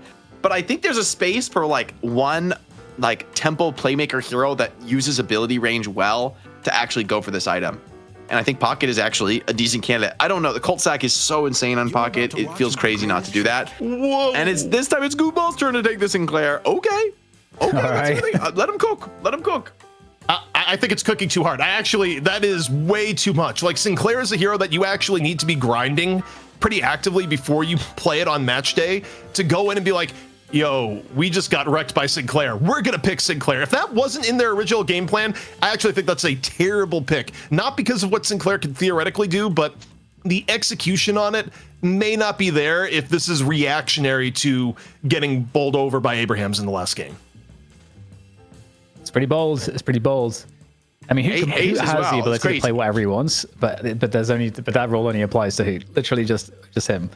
So I'm kind of suspect. The haste pick, Jake, what is this going to help with? Is it like all about the sleep daggers and support?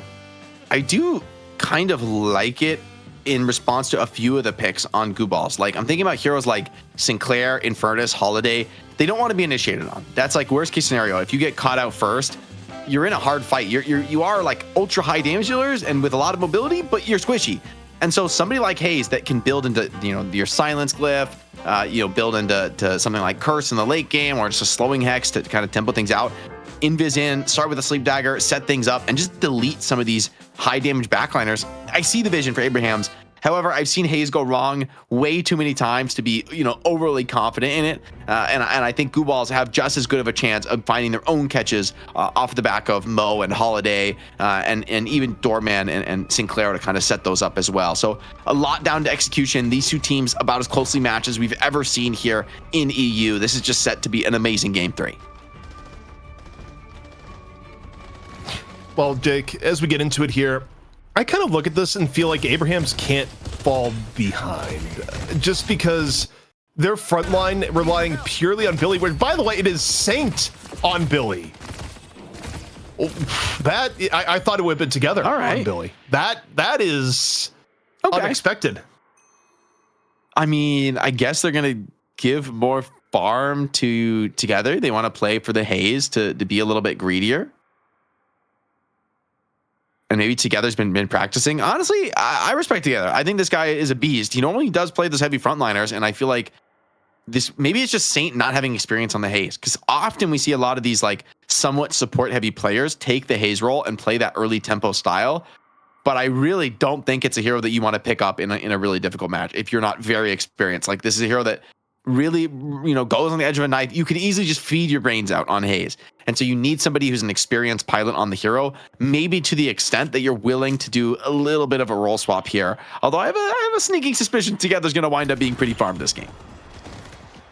Yeah, I mean, Together may end up farmed. It's just, I don't know. I don't love not having a classical frontliner player, especially in a game where you only have one frontline. I feel like the level of confidence Gooballs is going to have at just walking at Abraham's is going to be high. Although, then again, you have kind of support Mo and ABL. Like, Gooballs didn't really go with like something super heavy on the front line either, because Mo is kind of in that in-between zone where he's like part playmaker, part frontline, and turns more into the playmaking side rather than frontline as the game goes on. So it's hard to say. I mean, this is a interesting draft on both sides. Yeah, a lot of early pressure coming from D-Mob now. And this is arguably one of the scariest points in the game when it comes to matching up against Sinclair, right? Is when you lose the laning prio. And oh, by the way, hold on, the nuking. Talk about a turnaround in this lane. Together, and Taz not scared to kind of go toe-to-toe and take some of these brawls. Who opens up onto O season? That's a great opener. I mean, Pocket, this hero sometimes just hard rushes Majestic Leap, not usually the strongest laner. I would think this looks like a very defensive lane, but the fact that they get a kill here is a crazy outplay. We also get an idea of like what Hoot is planning to go for item-wise here. If he picks something up here or doesn't, it probably is the leap. Like, he would have grabbed something here if not. Yeah, nothing until leap. And they have a lot of lane prio. They have a lot of space to farm. If you can, just last a few more waves, keep that HP up. It's already looking a little bit grim for the opposition. Things a little bit better for Gooballs in middle, pushing both Haze and Paradox back, where, I mean, you'd kind of expect that from Yamato Sinclair. I think Sinclair is just an unreal force multiplier for any otherwise good laners, so I would expect Gooballs to win middle, realistically. Yeah, definitely one you really want to win, and they could kind of hamstring Together if he's looking to get active a little bit early.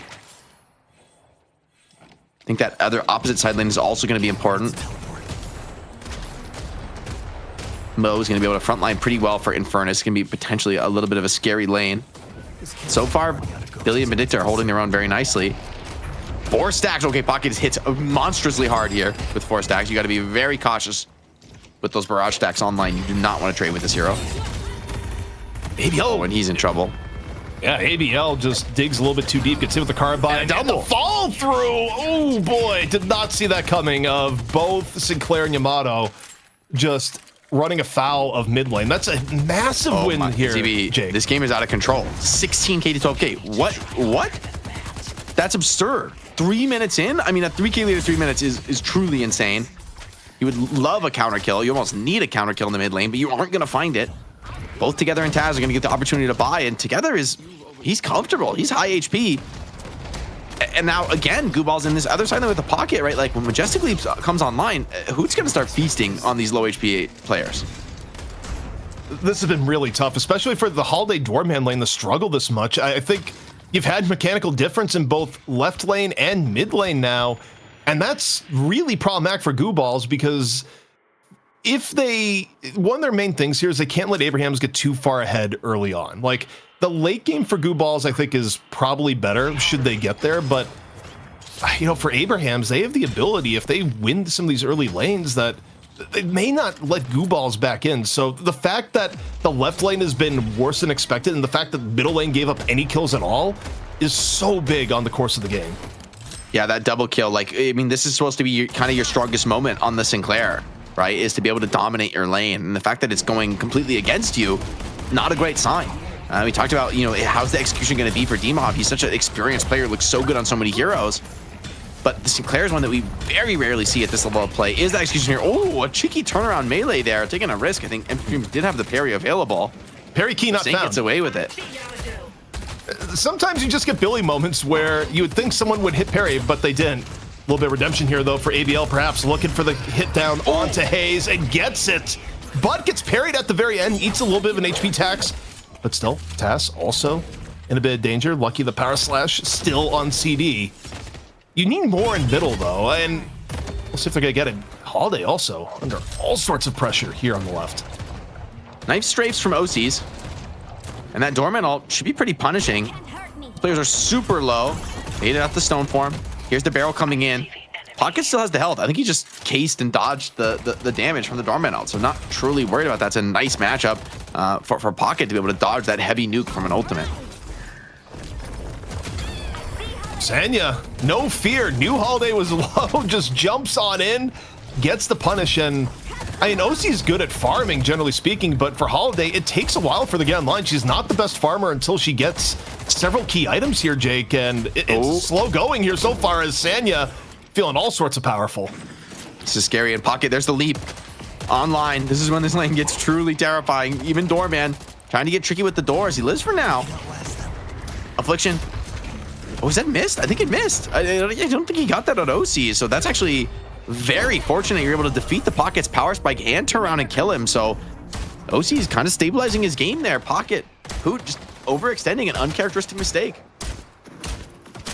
Even if that Affliction hits, I still think Hoot probably dies there. Like, yeah, OCs has to go back and heal, but that, I think even from the onset, may not have been the smartest decision. But we got some action off on the right. Vindicta Billy pushing the lane pretty deep for Abrahams. But also, Jake, that lead that we were talking about early, it's gone. It's back to even. Yeah, the sleep there takes down the power slash from ABL. Paradox clears the waves, now looking for a catch. Love to find something pulling somebody deep back under tower. D-Mob can steal an ult away, and ABL does have an ult of his own, so you gotta be a little bit cautious for Abrahams in this mid lane. And what is still turning into actually maybe a more even match than I was expecting, thanks to the nice saves from Abraham, or rather from Gooballs here in the side lane. Nonetheless, though, they are losing that first Guardian. It's gonna make things a little bit more awkward to stay around on this side of the map, especially for OCs who really does want to stick around and farm. I think the scary part here is I think you're going to see Hoot do a little bit of roaming. Hoot, you know, early Majestic Leap. You leave Sanya here the farm and let Hoot be, you know, the bit of a difference maker, especially as you look at the ability to maybe go over towards mid. Speaking of mid lane, here's ABL. You really want to chase him into the fog, though. This is a Yamato Shadow Transform. Can definitely turn that fight around on you. Not an easy cleanup by any stretch of the imagination. Infernus ult on top of the Billy. They're trying to double down onto it. Over the top, though, is Obikim with a nice snipe to shut down the Infernus, and Mo just has to tuck tail and run. Opportunity to put a lot of pressure here on the Guardian. And they're going to take it. Taz does go down in the opposite side lane, or rather in the mid lane, which is a nice find on top of that mid Guardian, but it's going to cost you a Guardian of your own here. One more shot. Oh, it comes at a cost. The combo's in. I don't know if there's any follow through right on after. Okay. Burn is good, though. Yeah, here it is. Yep. Okay. Empty Dream's able to find one.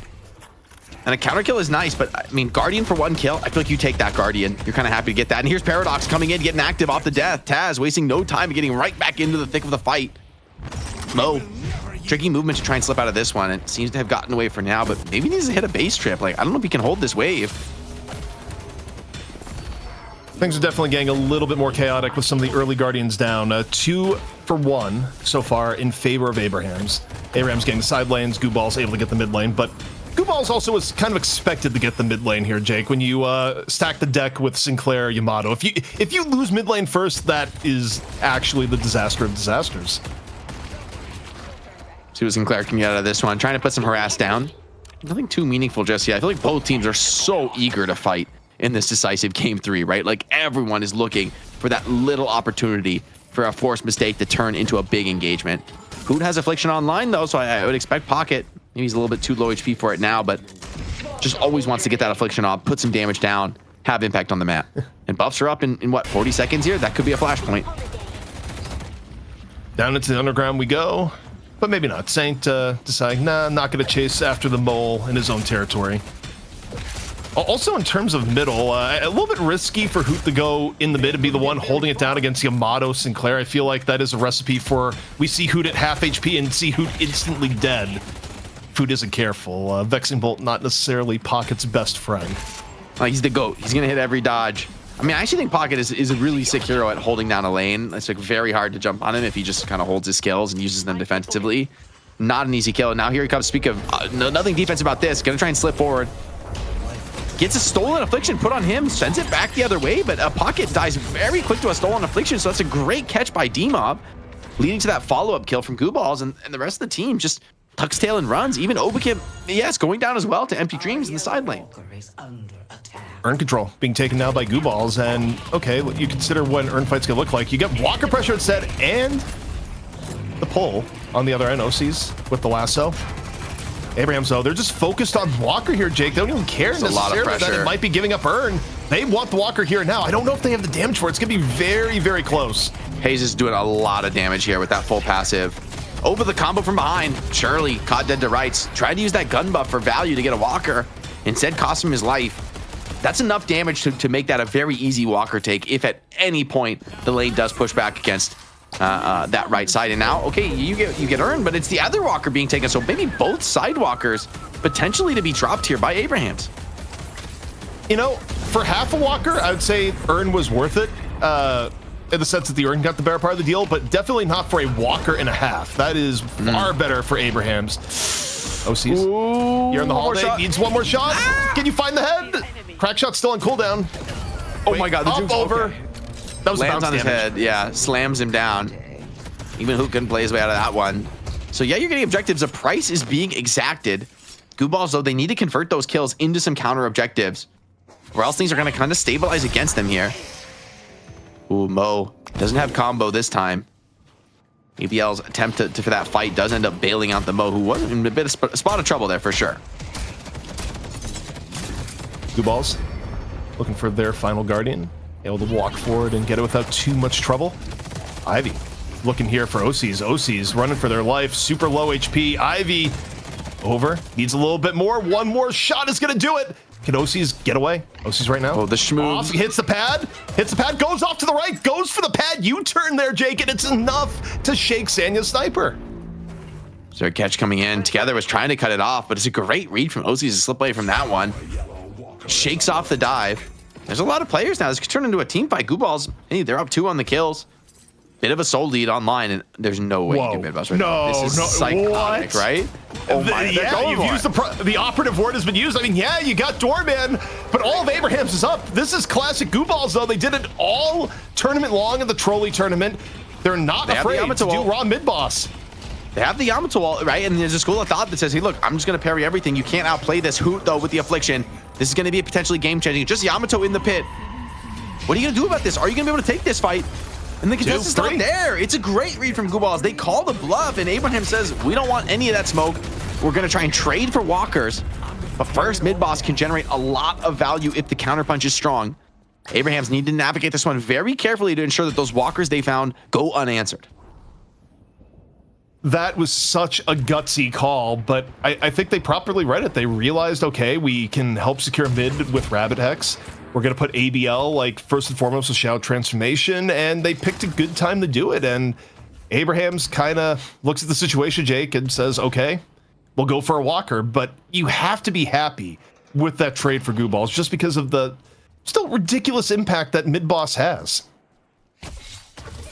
You got to translate it into team fights, right? If this just ends up being a full farming mid-boss, you're not really going to be too happy about it, right? Because with those walkers down in the side lanes, controlling lane pressure is about to get scary, right? That's where Abrahams can leverage their advantage with the walker lead that they have, right? Just keeping the lanes pushed out, having map control, forcing players of Gooballs to go back and defend their base is not what they want to do here. Starting to get a little bit of farm from the enemy side of the map, though, and that's a very nice benefit based on the power level they're bringing with this reju. I think there is one upside here if you are Abrahams, is that defensive walker positioning, sub 16 minutes especially, is really, really good. Like, it is difficult to fight people under walker. So I do think you can kind of rope-a-dope this mid-boss out. Like, yes, you're going to be giving up jungle. Yes, you're giving up some farm. But a mid-boss take this early in the game isn't as guaranteed the result in walker kills the way it would be if you got it 5 to 6 minutes later.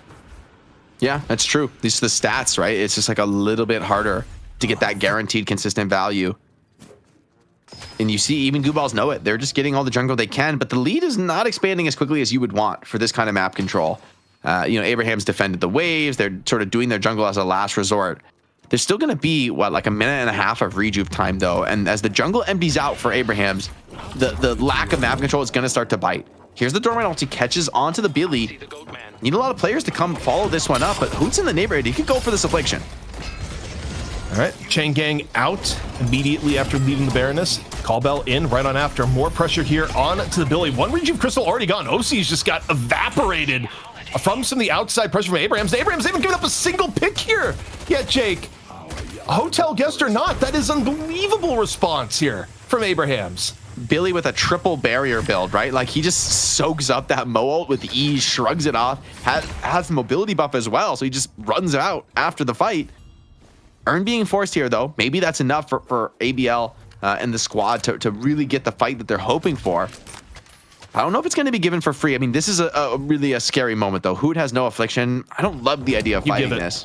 No, I think you just give it here. Like, yeah, okay, you give up Earn, but the rejuve's nearly over. It's down to the final minute, and you haven't given up a single walker yet. You're really happy with Abrahams if this is the result. If you don't give up a pickup here, okay, when you get off the teleporter and get your luggage thrown in your face for Saints, but overall, permission to board denied. Billy, go back home. Saints in the side lane. Well, I don't know if you want this fight, though, but it's starting to get scary, right, for Abraham, or rather for Gooballs, because without those sidewalkers, it's not necessarily easy to like show up into these fights and to actually, respond when a gank on the side lane comes down. All in all, I think this has been a masterclass by Abrahams, where yes, Gooballs made a really good play to go for mid-boss and judged it well, but it's so early that Abrahams just know that they can play defense in the walkers. They don't give up a single walker, and the rejuve is gone. You don't see this very often in Deadlock, Jake, but the fact that it happened here, really, really cool to see. Yeah, in the end, Gooballs, they do net the economy lead, and so Abrahams, they need to translate this walker advantage they have into, regaining the map control and re-equalizing the soul disparity. It's not enough soul disparity where it's really going to change the way the teams fight. And so maybe let's see that catch onto Infernus. Is a nice way to start. He feels like he's forced into an ultimate. Vindicta almost slips away with that great movement from Infernus to stay on top of her. And this should be a kill onto Obakim. It's traded 1-for-1, though. Still a lot more fight to be had. Bullet dance over and in, backed up by the Chain Gang. It's a whole pile of fun right now, and Abraham's the one with it. Sanya on the follow through, set up by both the Billy over in and the bullet dance. So Abraham's getting the better of that one. 3-for-1. And they're looking for the last walker now, Jake. Now it's kind of Abraham's turn to decide what to do. You don't have much time with this. A mid walker is a little bit too difficult to take, so they are just going to maybe try and grab some farm out of the enemy jungle. Quick little cult sack, eat the large creep on the enemy side of the map. That creep's he's chilling. He's off duty, hanging out in the jungle. Your game's in a tough spot when even the minions are jungling.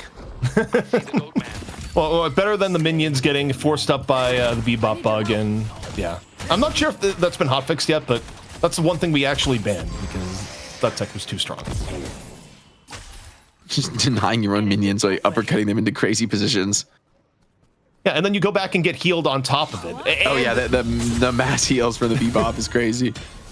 Yeah, that tech was a little too good. Like, it's one thing if they can walk away, but when they just get stuck, it's a bit much. But Abraham's, you know, they fell a little bit behind post mid boss, but they're quickly getting back into it here, Jake, reclaiming most of their own jungle. To be honest, I think this now for Abraham's, it's really the Hoot show. It's going to be every time Affliction's up, they're going to look for fights, and without it, I don't think they're going to take an engagement. You know, Affliction is a real problem for Gooballs. They don't have the crazy sustain heroes that can truly endure it. They're maybe going to have divine barriers, but it might be a while for that item to come up. And I think Hoot is going to kind of set the tempo for this game. Together, meanwhile, has built the very much like the tempo support style Haze, but we've kind of reached the point of the game when I think Haze might start to build towards a little bit more gun carry potential. And meanwhile, this is our typical support player, Saint. He's very farmed, like he's stacked up. He's been piloting it well. So, you know, don't call this guy a support one trick. By the way, itemization-wise, I don't love the trap that OCs went into. Like, it's a trap that I'm familiar with in recent times, but Kinetic Dash and Holiday, in theory, like, oh man, it's so much free damage. But if you use Kinetic Dash, right? Yeah, you use 2 stam at the beginning of fights, and it gets you killed. Like, that item, you need your stam on Holiday to get away, and going Kinetic Dash, it puts you at a stam deficit early in the fights where, yes, you have more damage, but I actually don't think it's worth. As someone that has tried this very build, wondering, it's like, why isn't Hoot building Kinetic Dash? It's just an extra 800. It just makes you make bad decisions. He also has Glass Cannon before Blood Tribute, so going very aggro with the builds. Here comes a Bullet Dance from Together, just deletes Overseas. He's gone, evaporates out of the fight. It is a little bit expensive in terms of ulti, so Gooballs might look to strike back and keep this engagement going. And that mid boss waits below, the prize for whoever's able to win a team fight. Neither team wants to make the mistake right now. For Abrams, he would love to get another pick and go mid boss before Overseas is going to be a threat, but I don't know if you have the time to set that up. You still do have Affliction. They get the Urn pickup, and I mean, this is where 10 seconds, it's Overseas might be back in time for that Urn fight, but it would be tenuous. And honestly, this Urn pretty much equalizes the soul advantage that Gooballs were able to build up off the back of that trade in the mid boss. Now, fight comes in onto Saint. Triple barrier build, though. This guy is absolutely monstrous when it comes to trying to burst him down. It's so deceptive, too, because you think, oh, I'm getting his HP down, and then all the barriers proc, and it's just a sad reality of, no, he's not actually going to fall at all. Urn, though, is dropped, and things are getting a little bit scrappy here in the mid. Seen Sanya quite a ways from the fight as the over and in with the stolen Affliction. 3-man Affliction from Dimov. Big audience participation play, but the fall through may not be there. That's a lot of value, though. I mean, it's a big damage coming in. Oh, they go mid off it. They're trying to force the mid, but is it enough to send those players back to the base? Here's that a counter Affliction. I don't know if that connected with anyone. Who? And the mid boss is dropping. ABL has ulti. Like, this could look very scary. This could be another mid boss secure. Can he get the team fight off? Empty Dream, super low HP, does die before getting that ulti off. Before the rejuve comes into ABL, 2 punches here so far. Can he get the third? There's still a crystal. ABL gets all 3, finds Together off the end. The rejuve crystals, though, are all completely gone. Abraham's punishing on the outskirts, but they lose far more in turn here, Jake. 4 down, but the rejuve is fully gone, so it could be worse, but it is going to be Gooballs getting an even bigger edge and likely this Urn as well. This guy is just too good on the Yamato. They're just doing absolute naked mid bosses, and it's working out every time because ABL is just the best player in the world with the parries. He just does not give up a crystal. And I mean, that singular asset is really keeping Gooballs in this game. This time, it's not just the mid boss, it's a huge team fight on top of it. It's an Urn to be dunked as well.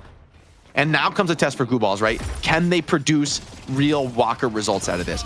You know, just getting those kills, just getting the mid boss, it won't matter if they can't turn it into a team fight on the enemy side of the map. And so far, that's been the biggest challenge really in this game. Interesting part here too. Going on, hold the phone. Oh, nice swap catch. Over, looking for Dimov. See if Dimov's gonna do the great escape one more time. I don't think he has Spectral Assistant up, so yeah, this is just fighting off with Rabbit. Up, over, wait, stole the airdrop. Is he burning down? He's so incredibly low. The shield is enough to keep him alive. Oh my goodness, Dimov comboing somebody. This is turning into a team fight now. Everyone's showing up. Everyone's getting a little bite of this engagement. Mo's hit with the Affliction. Oh my god, everyone's low on both sides of the field here. Both teams kind of scrambling, trying to find their footing in this team fight. ABL's coming back in at decent HP. Shadow Transformation nearly up, but yeah, everyone is so low. Overseas hanging out in the area on the rooftops. Hoping he doesn't get seen. Hotel guest about to be 5 and 0. Okay, Sanya Sob. Mario stomped on top, and Sanya from the rooftops. No one sees the shooter, Jake. He's beaming, man. Lee Harvey Oswald. Can he get it done? So far, so good. ABL forced into the shadow transformation. And somehow, some way, after a beautiful team fight by Gooballs, they still lose their Rejuve crystals, and the clapback comes in immediately. Abrahams aren't scared. They actually take the fight to their opponents. I just don't think Gooballs saw that coming. Hell, I didn't. It just escalated rapidly. And now, okay, ABL is so tanky. ABL stuck in the closet before like this, and I don't know. Okay, does ABL actually get away? There's no way, right? Surely not, right? He's getting swarmed. They're all over him. A nice parry is good. It slows things down, but pretty devastating team fight. And what are Abrahams going to do with this, right? There's already a lot of objectives down on the map. Billy putting a bit of pressure on that mid lane. Needs some more teammates, though, to actually secure this objective. It won't be free considering the respawners coming online for the Gooballs. This has been wild, back and forth. It's also an interesting game state we don't always get, where mid-boss is off the map for a really long time, and there's no rejuve. Like, normally, Jake, one team has rejuve and gets to play at an advantage for a while, but that fight was so explosive that there was no rejuve advantage after the original fight. So it gives us kind of a unique look at Deadlock sans mid-boss for a longer period of time. Did bro just one hit a yellow creep? What the hell is this character, man? That's crazy. Well, you know, the shot was a little bit lucky, as it turned out. One clicking the yellow creep is actually devious at 25 minutes. So Holiday, OCs is a problem in these fights. You got to deal with him. And the afflictions, man, especially with Demov throwing the afflictions right back at the opposition. I mean, it takes what should normally be such a devastating team fight tool that's so hard to play against, and now kind of equalizing it. So we questioned a little bit the Sinclair pick out of Gooballs, but you know, Demov, despite losing one kill on the lane, has been more or less flawless since then. Yeah, I mean, Demov, I think, kind of went into a little bit ego. Is like, yeah, you can play it, I can play it, and well, as it turns out, Demov can in fact play it. Still, though, very close. Only 16K between the two teams. Earn in motion from Gooballs. ABL currently the carrier.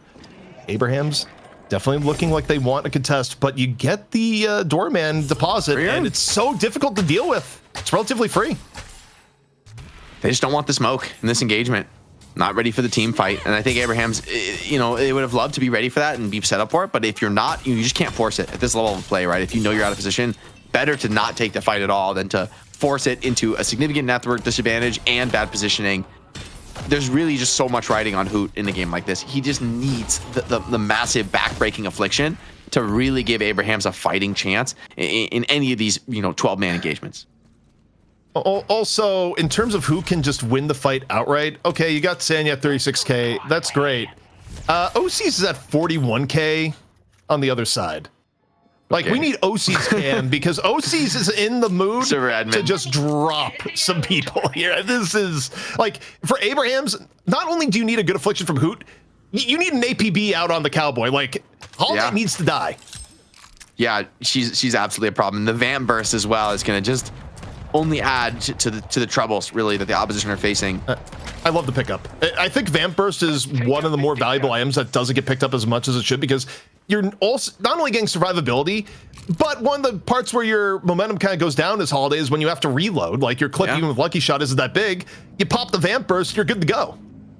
Yeah, exactly. So, you know, just more or less continuous fire, and we've seen the DPS that it's able to bring. And this combo, I mean, if you even come close to this Veil, right? Palm combo, you're dead in moments when Holiday's just raining down headshots on you, fully isolated. And that's a really scary late game threat. As now Mid Boss comes online, both teams know this could be the beginning of the end. This is the decisive game 3.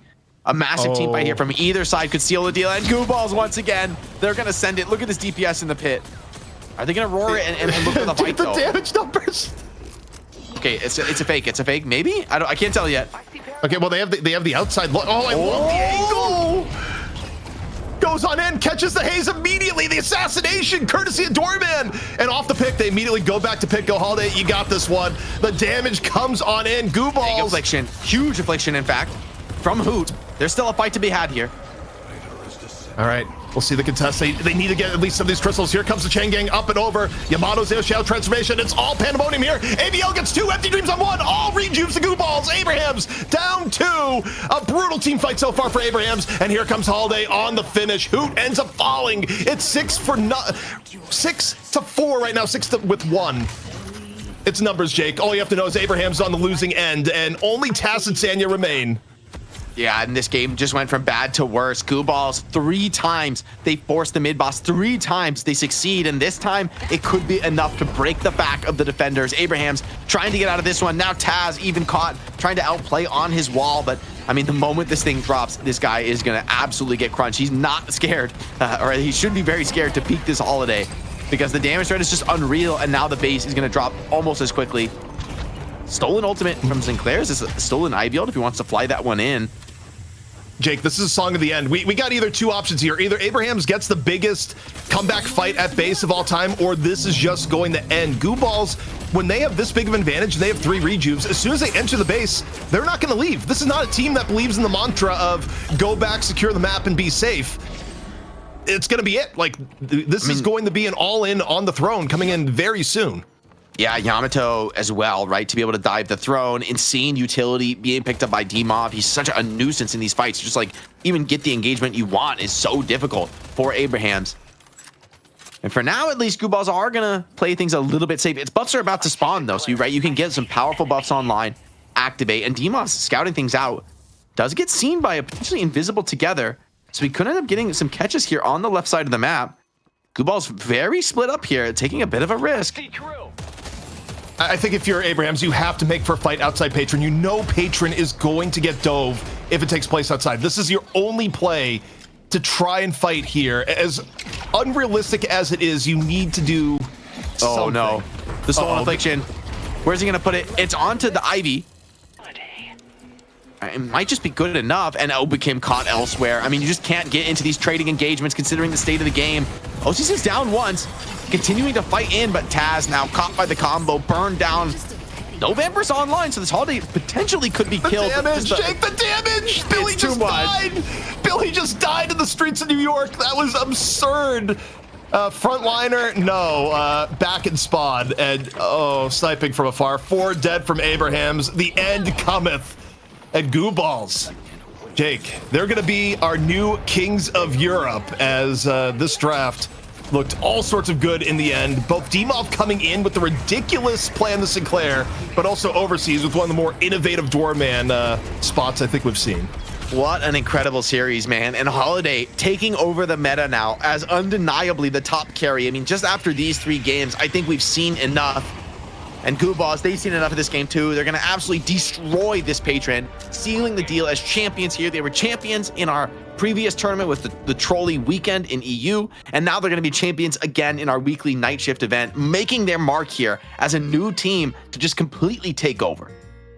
Unbelievable result from Gooballs. Again, a back and forth series is something that we've come to expect. And again, as I've just called it time and again, that the marquee matchup that we have every week in Europe is now between Gooballs and Abrahams. And today it seemed like Holiday really made the difference, guys. You know, whichever team was able to manage to get that in the draft, it seemed to provide outsized impact and value going into the late game. And I'm curious, how this is going to change, going into the following weeks. But for now, we celebrate Gooballs and their win. And as we look at the replays of the highlights for this one, it was a back and forth series. We saw Kelvin come in the second match. That helped Abrahams have a pretty interesting draft that was super fun to watch and very effective. But what is the answer here? Is one of these teams better than the other? Is it just getting the better of the pick? Is it all about the Holiday?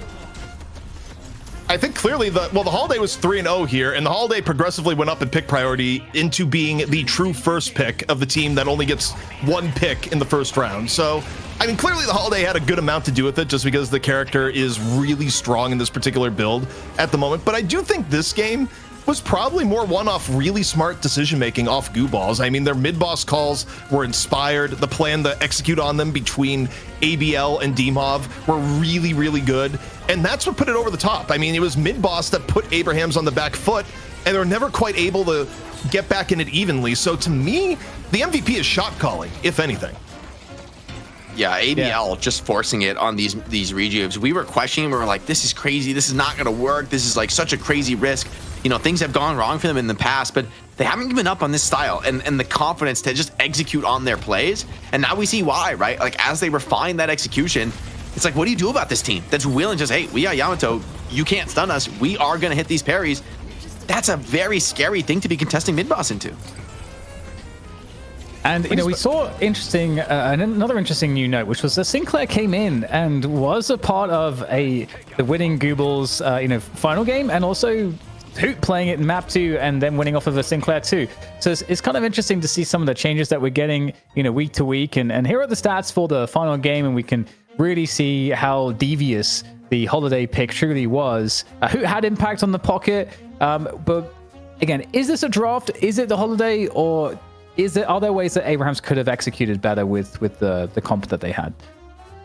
I think overall, draft-wise, you could definitely say maybe there was some draft misplays for Abrahams. Like, I'm not in love with the Hayes pick. Like, I think you could have gone other directions than Hayes here, like getting another frontliner in particular. Like, the only Billy frontline definitely hurt them a little bit, because if you don't have that much of a frontline, you have less threats to dive on something like the Holiday, especially as you get into the late game. So for me, I didn't love that aspect of the Abrahams draft, but again, overall, I think it was a very winnable draft. Like, I don't look at this game and be like, oh, it's just a draft loss. I think Gooballs just made some excellent shot calls that put them over the top. And for Abrahams, they had to just be aware that, hey, Gooballs, they can just snap call mid and make it work because of the Amato and the Sinclair, and particularly the Doorman too. I mean, the Gooballs draft was very stacked at making mid-boss fights work for them.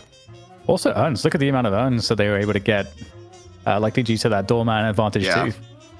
That's true. The Doorman, being able to play into those objectives. And I love that Doorman play where they roar the mid-boss, Doorman their carry out to a flanking angle, and then punish the players who are looking to harass mid-boss.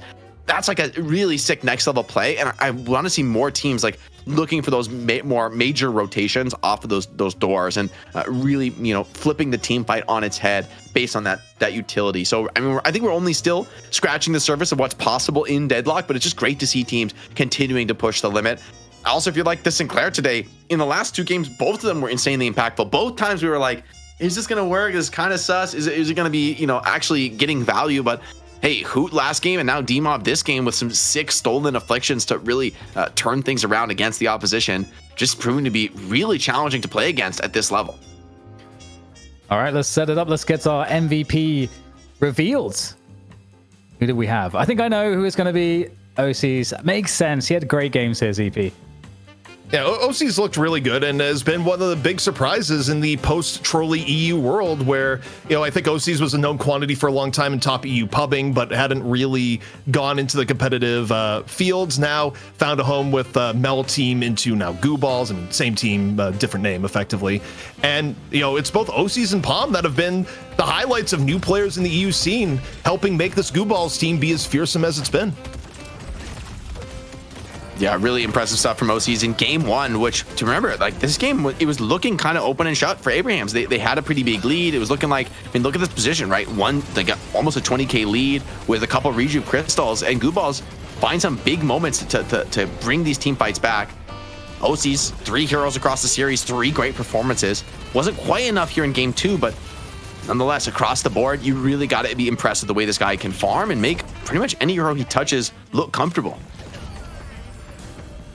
It's going to be interesting to see how things develop into the next week. Without, assuming that everything stays the same balance-wise, is there a conclusion that makes sense where you can counter this Holiday? Does that exist? Because to me, it kind of seems like it's just flat-out damage, and if there's no patch, I don't know how you can counter that. I do think this is a broken character right now, honestly. I think, like, typically a character that does this much damage should have some severe downsides, right? Like, oh, maybe you're very immobile.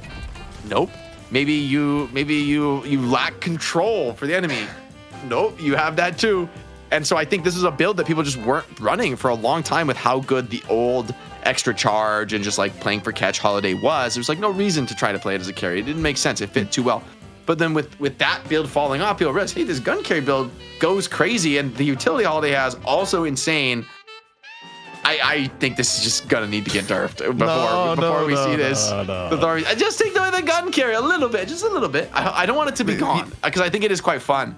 But I think it's crazy for a character that's this valuable in the early game to be the best late game character. That is Look, that is crazy. Look, as someone that's incredibly and then let's like biased, wrap up. no, as someone that's incredibly biased that has played like 200 games a holiday in the last like 3 weeks. I mean, you're probably right. To be full honest, it's a lot to go in there. Why have you played 200 games a holiday? Let me just say what I think the entire community says is that you've made a really strong case to nerf holiday. But I think I speak for everyone when I say nerf Flash again. Thank you. Damn. All right. Okay. Well, okay, Jay, do you have any final thoughts before we head out to the NA part of the broadcast? No, that's a beautiful way to wrap things up. I'm just super psyched that we see some shakeups in EU, some new names on the server here in Night Shift. And just Deadlock just feels like it's in a great place here today. We're joking about the holiday being broken, but hey, it almost lost in game 1. So I don't think it's that bad. And I think it's just super exciting to see this level of play in Europe. As we've come to expect it, but I'm always surprised.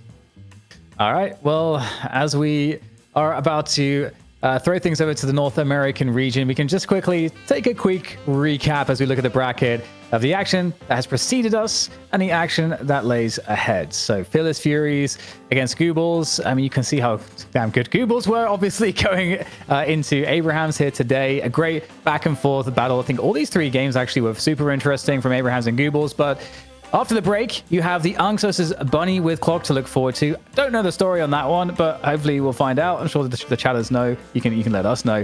And then the winner will be up against Melee Creeps. We'll take a quick break, and we'll see you after it for the North American matches.